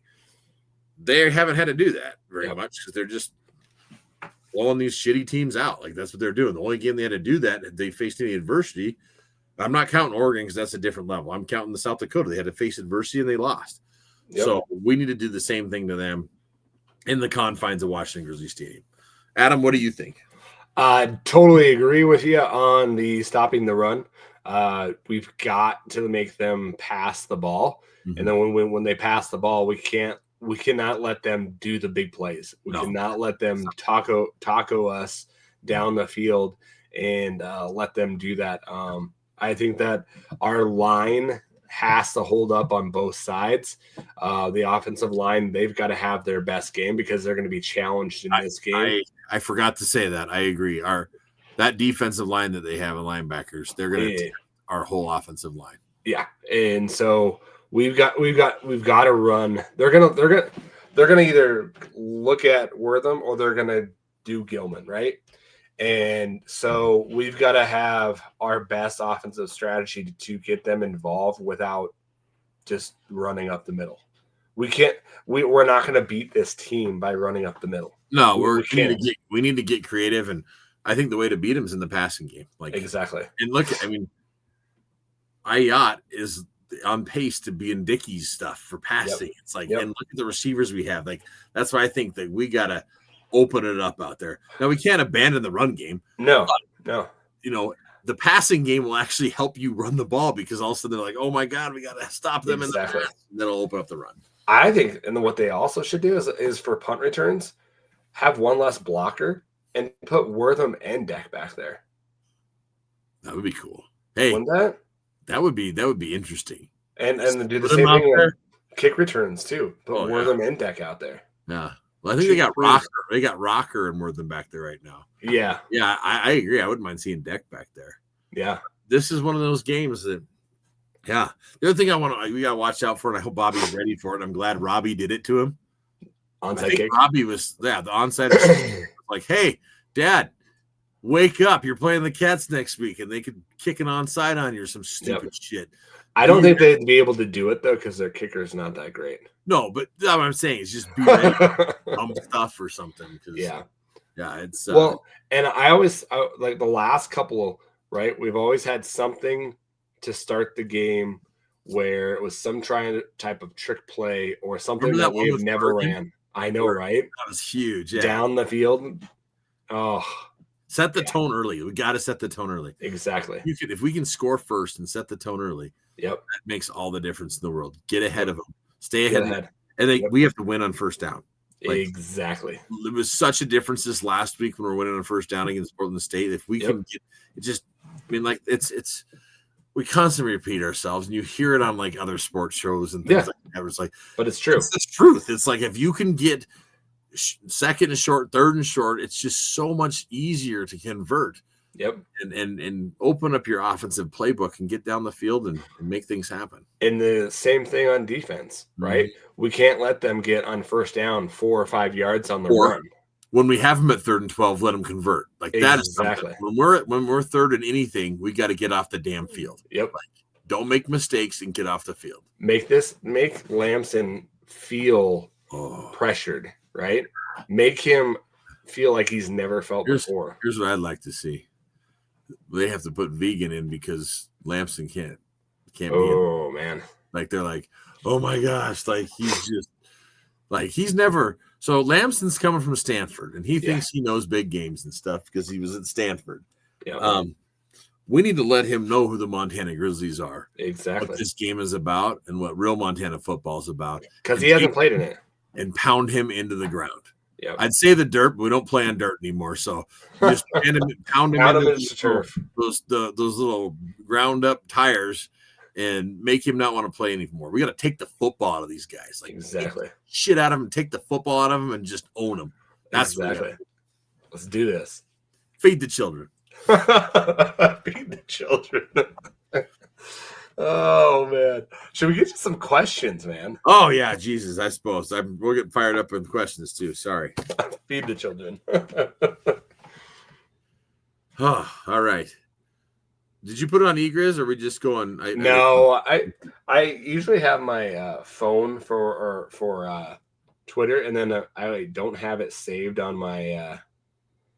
I think we're good there. Okay, I was just double checking to make sure we didn't get any last few coming in here. Oh, hey, this is cool. I just opened up. He goes, from West Coast College Sports Guy. These are the schools that are undefeated at home in the West. Retreat if your school made the list. Guess who's on the list? The Griz. That's right. We're it. The rest of them are BYU, Utah State, San Diego State, who were Hauk has relations, USC, and the Lobos. San Diego State's undefeated? Apparently. Huh. Interesting. So BYU is undefeated? I don't know. According to the West Coast College Sports Guy, they are. I thought they lost. So. Oh my God, I just saw it. What? The GFP just posted that video, Thomas Ford Jr., of the guy catching that ball that touchdown. Yeah. That is atrocious. Isn't it? Oh my gosh. It's not even close. Oh. God, that's rough. Yeah. Oh, man, that is not even close. That is rough. Okay, let's get to questions. I apologize. I got a little distracted. All right, so Scooby at Day of Dogs. His question is, he goes, any word on Loud return? No. They're gonna keep that tight-lipped, and I don't think like we said if he's hurt, they're not playing him. The only way you're going to know is when he's on the field and Kyle Hansen goes, hey, Loud's out here. Yep. That's at the beginning. So yep. Him or Sean Rainey, one of the two will tweet about it, throw that on X, and you'll know about it before the game. Yep. Yeah. Second question, throwbacks this week? Yes. We both believe so. Yes. Everything looks like it's going to be throwbacks. Like I said, the shirts that they're putting out there, it says Brawl the Wild, and it's of the slobbering grizzly bear. So yeah. Pretty sure it is. I would expect the neighbors to do it as well. It would be cool. Like that would be. Wouldn't that be kind of cool for like, hey, we're gonna have a rivalry, but we're gonna have all wear our I do retro. have one nice thing to say about the neighbors. They do have a cool retro. Well, no, I don't care about that. The helmet I thought last night was the played against Davis was sweet. It was their Native American hated. Oh yeah, that was kind of cool. Like the dream catcher and the feather and stuff. That was high class. I think that we could do better, but that's just me. Yeah, well, I thought we were gonna and put ours on there their weekend when we hadn't, and instead we didn't. That was a miss. Wah. Again, we missed on that. Okay, his third question, he goes, what will be the biggest X factor for a Griz victory? Okay. So I always think it's going to be, in this game, it's someone from Montana. Okay. I always think it's somebody that is from Montana that makes it. And I think it's number 37. Mr. Oven. Mm-hmm. He is playing more and more confident. He is playing at a speed that he hasn't in the beginning of the year. I think he gets an interception or a sack, and it turns the tide for this game. I like where you're going with that. I also think that it's going to be someone from Montana, and I like your Oven thing. Like that was where my head was going to right away. But I think we could possibly have someone else that could be the big difference maker in this game. And it's someone that isn't necessarily a starter, but it's someone who's been a contributor and knows this game more than ever. And he is from Butte, Montana, and we're going to see that Butte toughness come out from Mr. Tanner Huff. Ooh, I think he's going to make some type of special teams play. Okay. Or we're going to get a fumble, or that could be a game changer where he goes down. He's been going down, lighting people up. where he's going to hit somebody, Yep. ball's going to come out, and we're going to be on it. And he's been playing quarterback too, I believe. He has been playing some cornerback. So I think Huff is going to be that guy for us. Okay. We're going to see that hardcore Butte toughness with his sweet ass mustache out there. That mustache, I think, gives him power or something. It's power of the stash. The power stash. The power stash. Tanner Huff, man. He's going to be killing it out there. That's my guy. Watch out for Huff, man. I think he's going to be that guy. That's awesome. The power stash. The power stash. Make shirts. Power stash. Power stash. That's awesome. Oh. I wish I knew how to like clip this so we could send that to him. I know, right? Someone knows how to do that. Clip this. Clip that and send it to Huff. Yeah. Get them all fired up. Exactly. So that was Scooby's last question. That was awesome. Good questions. Okay. Our friend Mike is back. Nice. Mike R. What's his Mike's last name? I'm not gonna say. You got me. You got the Thatch Delay avatar, which is awesome. The old Thatch Mo. So love this. He goes, still here, guys, and has a little devil emoji. He knows how he got me. He got me. I either got a lisp or I'm saying not realizing it. Like a 12-year-old. All right. He goes, in your opinion, what are the Kitties' biggest weakness to exploit this week? It would be their backfield of pass defense. Pass defense. Yeah. I think they're susceptible for the long one, but also think they're susceptible to over the middle as well. I think that their defense likes to pressure, and so I think that you could see Rocker have a big game with being throwing to the sidelines or screen passes. We saw the screen game work well last week. I think the screen game can work good against these guys. I think so too, because they're gonna overplay it. So definitely see our running backs be able to take that. The other thing I think, going into my Huff thing, I think our special teams unit's a lot better. Oh yeah, definitely. They're more disciplined and stuff, and I think that we can win that part of the game too on the special teams. I worry about Taco, but I just worry about that. But other than worry about Taco, but we have the power stash with Huff. The power stash. The power stash will stop the Taco. Instead of like the whatever the belt. Yeah, the power stash. I'd have a surprise for you next Sunday. There you go. We're gonna get a power stash going. My wife will not let me do that. He looks like Wyatt Earp out there. He's like, you called for the thunder. You got it. Bringing the thunder. You called down the thunder. I'm bringing it. He's like our Wyatt Earp out there from Butte. Okay, he says, any funny or memorable stories from past brawls that come to mind? Oh, man, I remember I've been to the last two in Missoula that they've won, and man, it was cold, but it was such a great time, so fun. I had a blast. If you've never been to one, it's definitely something that's on your bucket list. Oh, absolutely, it's amazing. I haven't been one in Bozeman, and I probably will never be, but definitely go to Missoula. I still remember the Trail of Tears when we beat them in Bozeman, and you could see the camera showed, and they're all walking in that little line away from it and stuff, and that was awesome. Yeah.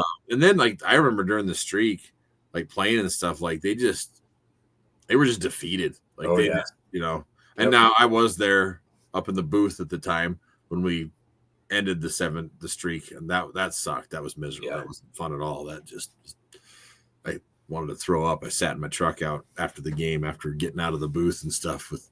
Remember me and Billy Cockle were just pissed. Like I punched the wall and stuff. Like it was, it was bad. But like other memorable things too, like just like some of the ribbing, or like I mentioned earlier, in 97, I remember watching that one on TV. Heps makes the field goal because I was still in high school. Yeah. They pan to the cowboy and he double birds the camera. And it was like, oh crap. Because the streak continues. They thought it might be over. And nope, it continues. It was just typical Bobcat fan. So His last question goes, how chippy will this year's game be with so much on the line in this heated rivalry? It's I think the thing that I worry about is more like your guys like Wing, because like he's fiery. Yeah. Like I just worry it's gonna be chippy, and that's fine. Guys will be talking smack. It'll be all in good fun. I just worry about it like on both sides. Don't do things stupid. Like I hate it when guys get kicked out of the game. Like on both ways. I wish we could take the targeting stuff and throw it out this week, or you know, I mean, it's like just really let him play. Just let him play. I don't want to see anybody get hurt on either side. Nope. I don't want anybody like get tossed out of the game for some stupid targeting thing or something like that. So be chippy, have fun, talk as much shit as you want to. Exactly. This is what that's part of the fun of it. Like exactly. So but I think that there's so much on the line. The Cats think that they're the best. We know we're the best, and we're gonna go out there and just shut them up. Like I would love to see us beat them 63-17. I don't think that's going to happen. I don't think that's going to happen either. I think it is going to be a close game, but who knows? Like in years past, both sides thought things would be closer. Like even like 2 years ago when we were 3-4, the Cats thought sure, and we beat them 37-7. Yep. So you just never know what's going to happen with this game. I think it's going to be a lot closer this year than what it has been, but it's going to be awesome. So definitely. Yeah, it's gonna be way. I can't wait for the hype video. Oh yeah, I forgot about that. Oh, you look forward to that too. Hell exactly right. The hype video, man. Everybody should go watch Bobby's press conference too. Yeah, this is my invitation. They're a good team. Brent Vegan's a great coach. They've got lots of good players. Grit his teeth. Are we done? Yeah, I think that was a dumb question. Yeah. Like he's not going to want to say a word. It's going to be like Bill Belichick and just like they're a good team. Did you see the post-game conference? Something about someone. I just saw the thing where they asked him about game day, and he was like, "Yeah, that'd be cool. We don't care. We'll play." He said, "Oh, by the way, Frank, we played 3 centers this week." You did? Yeah. And Frank laughed, and he's like, "Thought you would like that, Frank." That's great. That's awesome. Hey Frank, we played 3 centers this week. Yeah. Hey Frank, just to let you know we played 3 centers. That's awesome. I didn't get to watch it. That's awesome. I just saw a clip of the game day thing. That's so great. That's awesome. And Frank was like, "Oh, I saw that. That's awesome." And he laughed and smiled. It was funny. They you know, that's we hear it like they actually all get along. Bobby just has this persona that he likes to put off sometimes, I think. Again, if you want to see the different Bobby, join QB Club. QB Club. See a whole different way of doing it. I hear it's awesome. Yeah, it's pretty sweet. Okay, next question comes from Eric Witz. He actually says, same question I ask our friends on GFP. What life vice do each of you give up to guarantee a win on Saturday? Live or life? Life vice, like if there's a vice or something that you have, like you would give up to guarantee a win on Saturday. I'd give up beer for the day. Just for the day?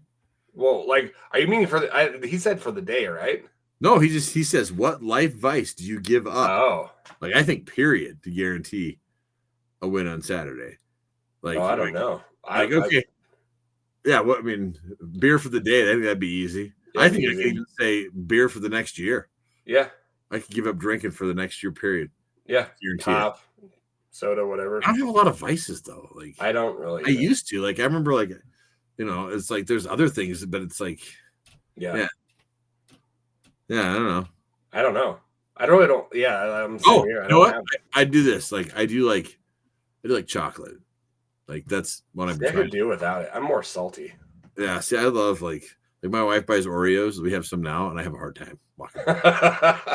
Dude, they're really good. They're even like they have red filling right now. I don't know what it's like Christmas or something. But okay. I could give up like sweets completely for a year or longer, or period. Like if you were like for the rest of your life, I'd do it. Guaranteed victory. Hey, forever, yes, that'd be awesome. I'd be like, hell yeah. I'd won a national championship too, guaranteed though. If I'm going to give it up for forever, for the rest of my life, all sweets, Yeah. And that includes like cheesecake, which I love. Huckleberry cheesecake. Oh my god, Ooh. I love going like picking huckleberries up in like the Bob Marshall. Yep. Bringing them back. I even have some in my freezer still. Oh. And then I make huckleberry cheesecake. That is okay. There's my vice. Like that's my kryptonite. You're making me hungry now, man. I would give that up for the rest of my life if you guarantee that we beat the Cats and we get a national championship here and go undefeated. That would be amazing. That would be awesome. This year. Eric, what's yours, man? Let us know. Exactly, man. Yeah, like I don't see you. Yeah, let us know. What's yours? And if I don't hear from you, he also says if you guys are in town for the game, feel free to stop by the Montana ambulance. That's awesome. Thanks. I'll see him and Bryce, man. Those guys kill it down there. Tell them I said hi. Will do. So I'll be sure to stop by. Thanks for the question, Eric. All right. So we got Ashley Portnell with a question. Ashley, thanks for listening. She says, would you say we played a complete game finally? I believe we said that. Yes, finally. I think that question was directed more towards you, Adam. Oh, was it? I don't know. Okay. You were talking about the non-complete game a lot last week. So we were. I was. I think we finally did, and I think it's important. So, yeah. She says, or was it that it was Portland State and we finally got it together after the atrocious start?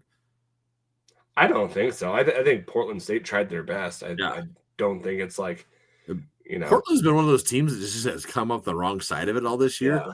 They have good players. They recruit the Northwest heavily, and it's a hotbed for talent. So, and then she says, "How are your feelings about the brawl?" Like, I'm excited. Like, I'm confident and feel good. Like that we can. Especially, I'm not overly confident, but I'm. It needs to be a hell of a game. It's gonna be a good game, and the fact that it's in Missoula. And we know how it's been going back and forth. Like, it definitely is helpful that you're at home. Yep. She says, I have a gut feeling of, so I don't know if that's a good oh shit or if it's like a bad oh shit. So I don't know. We'll have to see. We'll have to find out. She can let us know. Yeah, if it's good or bad. Let us know if it was a good oh shit. I think it's like she says it like, oh shit. Like I'm thinking it is like a good, like they don't know what's coming. What's coming. So, all right, cool. So next we have Aiden Richard. All right, Aiden, he says, do you think we will see Loud back this weekend? A lot of people want to know about Loud. I know, right? So do we. 50-50. Yep. 6-7. Oh no. Oh no.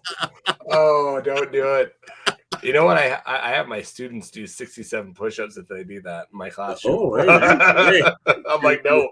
You're getting them in shape, making them That's right. That's right. Let's not do that. Oh, that's funny. Oh my gosh. His next question says, do you think our younger players will get some time in this game? I hope so. Because that would be awesome. If they are, it means that we are way ahead. That would be amazing. Yeah. So we definitely want that to happen. That would be like 37-7. Yeah, that means that we're way up. So yeah. He goes, I'd love to see Hendricks score on the Cats. Could possibly. Yeah, we're entering. It's a good point, Aiden, because we're seeing him more and more getting entered in the offense with a huge catch, and he had more catches last weekend. So I think we're going to see, especially if we think we can exploit some of their corners with his speed. Yeah, I'd like to see a combo route between him and Davis because they both have big speed. Yeah, swing route and then like or even just like go. Oh man, do 5 wide, right? Oh yeah, pair them up on a linebacker. Yeah, that'd be awesome. Yeah, you could see some 5 wide out there, man. Like exactly right. Yeah, and then he says final score predictions, which you got, and then he also says he wants to feed the children. Feed the children. We got to. We got to feed the children. Feed the children. We agree. Feed FTC. Feed the children. We concur. We support that message. All right. Next question comes from Royce Bidwell at my MT Griz Rule. He says, what new schemes, plays, formations, etc. do you think the Griz show us against the Cats? Well, to your point right there, Adam, I think 5 wide. I think it's something that we're gonna do. Yeah, and then you've seen some of these other ones with Wortham, like in Wildcat. Like every time he's in Wildcat, he's mainly running it. I mean, even though he didn't throw the ball, he was getting like smacked when he chucked it up there this last week and it almost got picked. Yeah. I still think that there's some possibility of that. There's always we always like to bring out some stuff for this game. Yep. I do think when we get into some short yards, you're going to see that formation with Rocker, Gilman, and Schaefer in the backfield. And to Adam, your point earlier, you said you might see a rollout and we're throwing the ball. Yep. We love that play too, where like one of our tight ends or Gale sneaks underneath, and all of a sudden we're getting QB sneak it and we pop up and chuck it over. Basketball hoop that thing to him. Yep. So I would expect something with a 2-point conversion too. Yeah. Something with a 2-point conversion would be something to kind of keep an eye on. We've seen Davis Brooks doing that a bunch. Yep. Some of our games that has made all the difference because you do change how the other team has to play you once you do that. Well, see, and I think that's going to be what they're looking for. There's got to be a secondary thing that we haven't done off of that. There is where that's gonna bite them. So. Yeah. There's some of that 3D chess we've been playing where you're like, yeah, but you can do this. The old look at my hand over here. Look at over here and boom. Yeah. Exactly. I like where your head's at. Great question, Royce. Next thing he says, I see more spread options, more 2-back sets, a lot of pass play isolation in the middle of the field. I agree. Yep. That's what his thoughts are. I totally agree with you. Yep. And then lastly, the return of a healthy Loud. Yes. I would hope so. We all hope so, man. Cool. We're hoping. It'd be cool. All right. Next, we got Rusty. Thanks for listening to the show, Rusty. He's always asking questions. Appreciate your questions every week. He says, is the D going to show up against the Kittens like they did in Portland State? God, I hope so. I hope so. I hope even more. They lock it down. And think about the D line, though, against Eastern, too. Like, we want all that. Like, they're starting to come into their own. Yep. He goes, both MSU and UM got squib kicks on the opening. Are we going to see more of that on Saturday? To Adam's point, I don't think so because you said their kicker's not the greatest. No. I think we have to be ready for some stupid shit like that, though. But I don't think so. But the only thing is why, like, honestly, that's a team that had to do something to get it. Yeah, Portland State. Why would you, if you don't get that, you're giving them really good field position. And with our offense, I don't think they're going to do that. No. And they're saying that that's their defense. Like they rely on their defense, and so their best thing is like we want to put you deep, and so that you have to go the whole field. So they're going to keep it. Yeah. And then lastly, he says, "What is the key to beat MSU's defense?" I know it's tacky, but it's always going to be the line play, right? Defensive line, offensive line, and don't allow the big play. We need to keep Ayat clean. Exactly. That's going to be huge for us because then I think we can pick them apart in the passing game. Really. Yep. It's going to be hard to run on this team. I think we can run on them some, but it's getting Ayat out there and slinging the rock all over the field and getting it down quick. So, all right. Next question comes from Rob Turner at Papa Teen VMT. Was Bobby inwardly proud of his son getting him on that opening kickoff? Yeah, damn right he was. I'm sure he was like, God dang it, Robbie. I think Robbie. I'm like a little twinkle in his eye. Robbie gets to brag at Thanksgiving dinner, and I think his dad gets to as well. So, my plan is if someone doesn't bring it up first at QB Club, I'm going to send a question similar to that and be like, does Robbie get the first turkey leg at Thanksgiving? Is it his little play there at the start of the game? Yeah. I'm sure. As a father, you're a father too. Oh yeah, you're proud of your son. Does that? You'd be so. You'd be like, you're probably pissed off, but little son of a fuck. I didn't see that one coming. He was like, "Gotcha, Dad." Yep, touche. The cool thing was I was looking for him after the game. If you watch the film, you see Stacy, his mom down there. He talked to Barney forever. Yeah, they were really chatting up. Yep. It's like, hey, Barney, who else can I have? Peyton's been killing exactly right. But then, you see him with Robbie, they're hugging it out, and I know they talked about it. It's so cool. Yeah. The real question is when do we see Robbie on staff? That's gonna happen eventually, I think. I don't know. It'll be interesting. Yep. But it was still cool for Robbie. Like if that's his one little W he gets out of that game, I'm fine with it. And we win 63-7. Exactly. So you got to give him something. Yeah. All right. So Zachary Lord, he says, "Hey fellas, I'd like to discuss the great alumni parties all around the nation.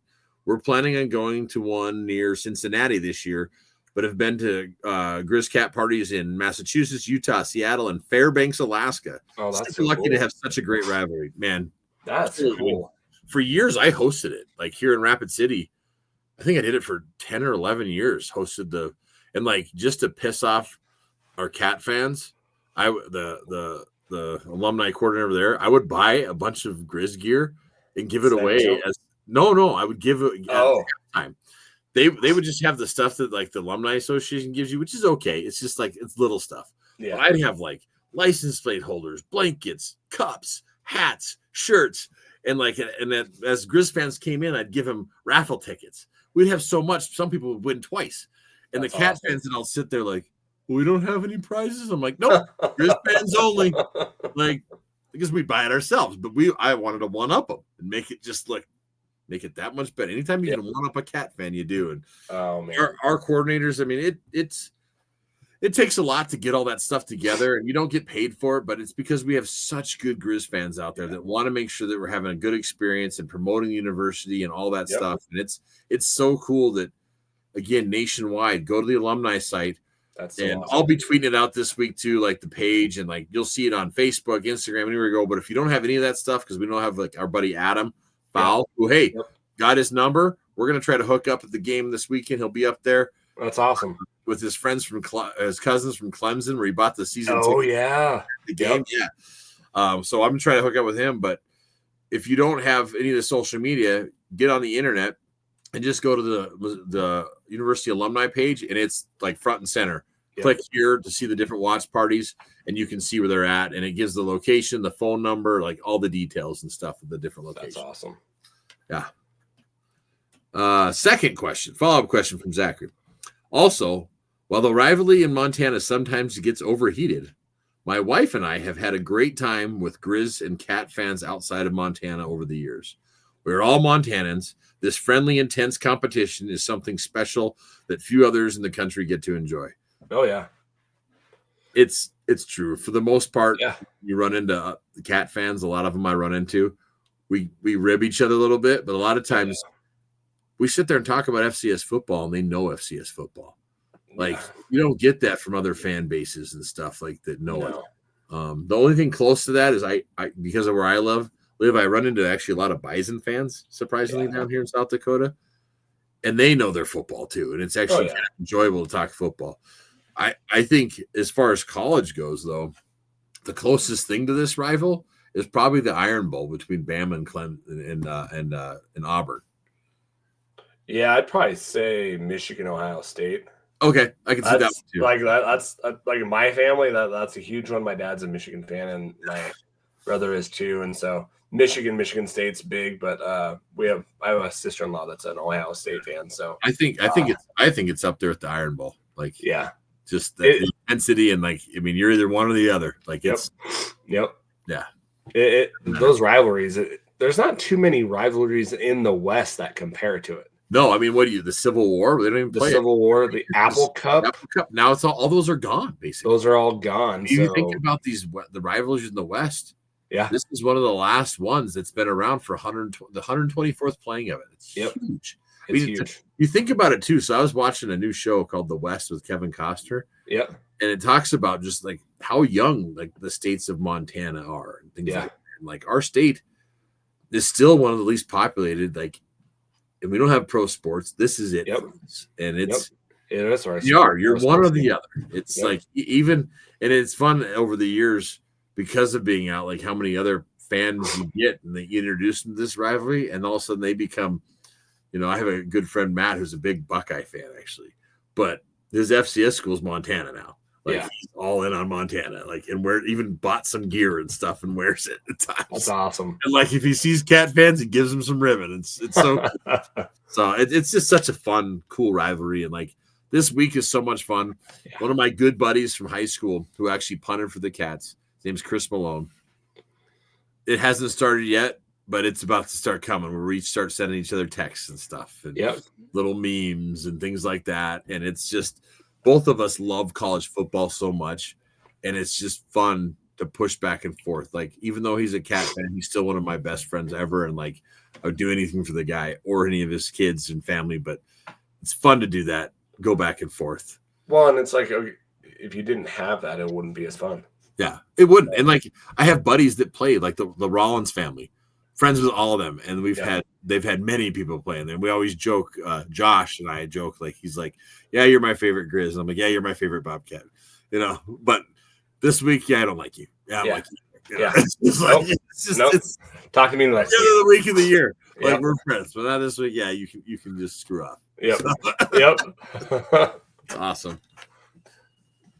The wild thing would be house divided. Like, I couldn't imagine that. Like, oh man, could you imagine like if your wife was a Cat fan? Like, well, it gets ugly. Like my brother is a Michigan fan and his wife's an Ohio State fan. Oh boy, and it's like he met his wife like because of like they bet each other on the game and yeah, it was crazy. Yeah. I just could. I mean, that's why I just my wife is married into this stuff. Now she's a Griz fan. Yeah, but like I couldn't. I just don't know if I could do it. If I learned that, it'd probably end the relationship. Well, that's the thing. I don't think I could ever get there. No, I just it was like, oh, you're a Cat fan. Yeah, I'm out. Yeah, sorry. It was very nice to meet you, but yes, we can be friends, but we're not gonna go children. That. Yeah, exactly. The children. All right. Great question, Zachary. And also, again, so glad you had such a good time in Missoula. That's awesome. The Eastern game. All right, Shay, Montanimal. He says 11-0. Here we are. Hell yeah, 11-0. Like, isn't that awesome? Like one of 4 teams. So cool. Like, that's just amazing. They were 11-0. He says all the complaining from Cat fans saying we haven't played anyone. They haven't either. To our own fans complaining about literally everything. We haven't. Sounds about right. We have a lot of Flanders. He goes, we finally made it. Let's go. I do want to say, okay, I'm just going to use letters. He goes, I do want to say F College Game Day, F the Big Sky Conference, F my Cat friends, the Griz kick ass, and F the Cats. Hell yes. Love it. That's awesome. Feed the children. Love it. I love where your head's at, Shay. I'm on board with all that. I'm on board with all of it. Okay, he's got another question. He goes, all right, in all seriousness, Griz looked much better after the first 5 minutes of the Portland State game. We all agree with that. Yep. Played a lot of players again. The Cats are a great team for sure, but I do believe if we can tear Lamsom up in the beginning of the game, we set the tone. Griz will take care of the rest. I agree. If we can pound him, pressure him, wing, all and poo-poo and all those guys, similar to like Kaminsky, similar to the guys from this last weekend. Any of these quarterbacks, we may not be getting the sacks, we're beating them up, and it's a long day at the office, and that's what we want to do. I think it's going to be important to score first. I agree. To get up early and to make them feel it, and so they haven't had that all year. No. They're not used to being like similar. Like the Davis game, Davis was up 7-0. Yep, and they were tied, and it was still like, oh crap for them. Like they're not used to that. So if we can get up early, scores. Yep. Oh boy, I think that's important. That's really make them feel like they have to throw the ball. Yeah. So make them one-dimensional. That's gonna be key. Great questions, and that was our last question, I believe. Let me go back to X here just to make sure. Those are the ones I screenshotted. That's reasons why they should pick. No, they didn't pick us. Sorry. We get a lot of people like, hey, they should pick this. Yeah, they should have. Oh my God, this is hilarious. This is hilarious. Donovan Reed Venner. He goes, you know how Mariah Carey pops up like every Christmas? That's how I feel about Ryan Leaf at this time of year. Oh, I know, right? He's out my gosh. There's a bunch of tickets available now because Griz fans gave him up, and he's such a jackass. No one at Montana likes you. Like on either side. Like the Cat fans too are probably like, dude, just stay out of this. Like, go away. Like, just stop, man. He tries to get once a year, try to get more people to follow him. And he wants to click stuff. And so I won't even acknowledge when I saw that. I'm like, oh, nope. Yeah. Not even going to click on it. Because, like, no. So the biggest thing you can do for idiots like that is leave them alone. Exactly. And with like, these cat fans looking to try to pick at you and stuff, if you just don't say a thing. Yep. And back off, like that just irritates him even more. Yeah. Like similar to our friend Ron. Hi, Ron. Hi, Ron. You're going to say a lot of things here. Sometimes acknowledge you, but when you're going off in your tangents, I don't. But we appreciate you listening. Exactly. Hey, you know what? He loves FCS content. He does. And we love FCS content as well. So absolutely, you feel free to listen, Ron. I might not agree with you. So, but hey, this is the week, man. This is the week we've been waiting for. The beginning of the year, we wanted what? We would be happy with 10-2, 11-1. I wouldn't say happy with 10-2. We were like, man, worst case should be 10. Worst case should be 11-1 is where we thought we might sit.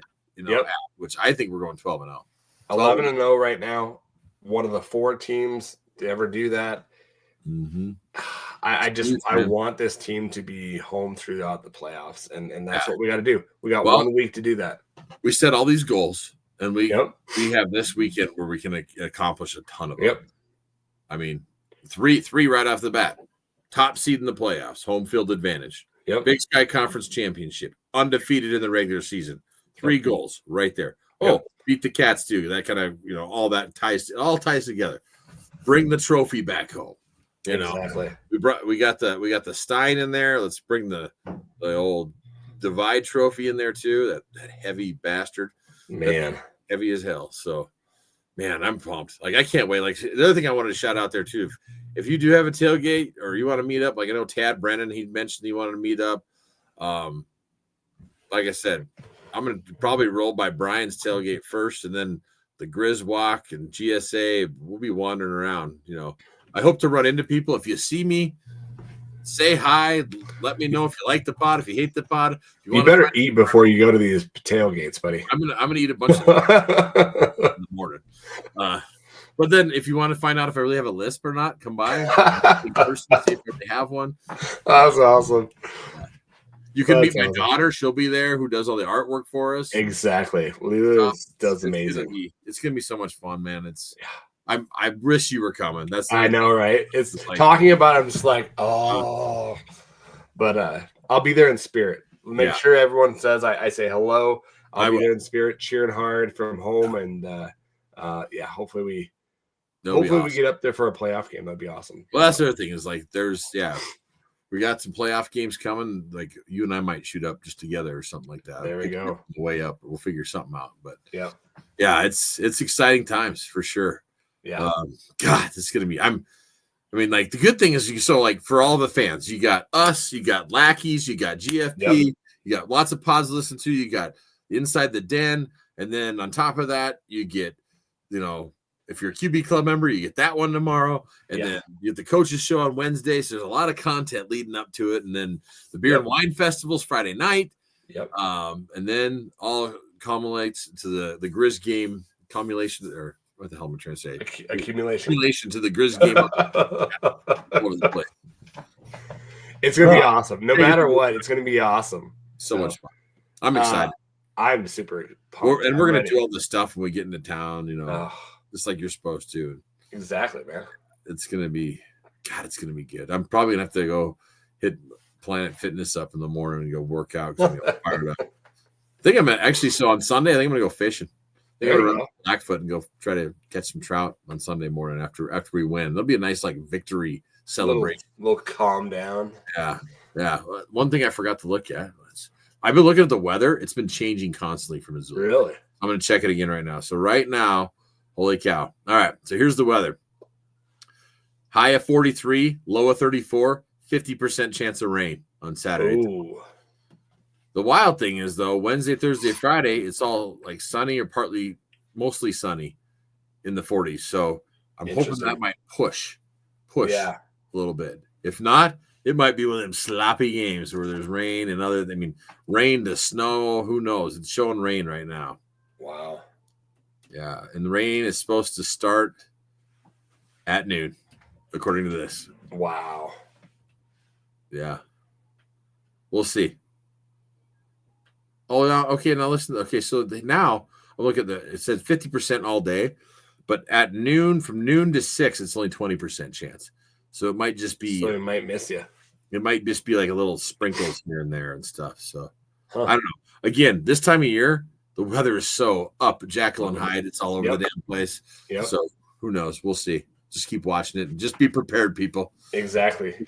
Drink a ton before the game and be rowdy as hell and loud and get back to your seat before the third quarter. We need everybody in the stands. I don't even leave at halftime. I stay. No, I don't either. I usually go hit the bathroom and then like maybe grab another personal pan pizza and then back to the seat because it tastes better at the stadium. It does. There's something about it. That crust and just it's so good. Yeah, it's delicious.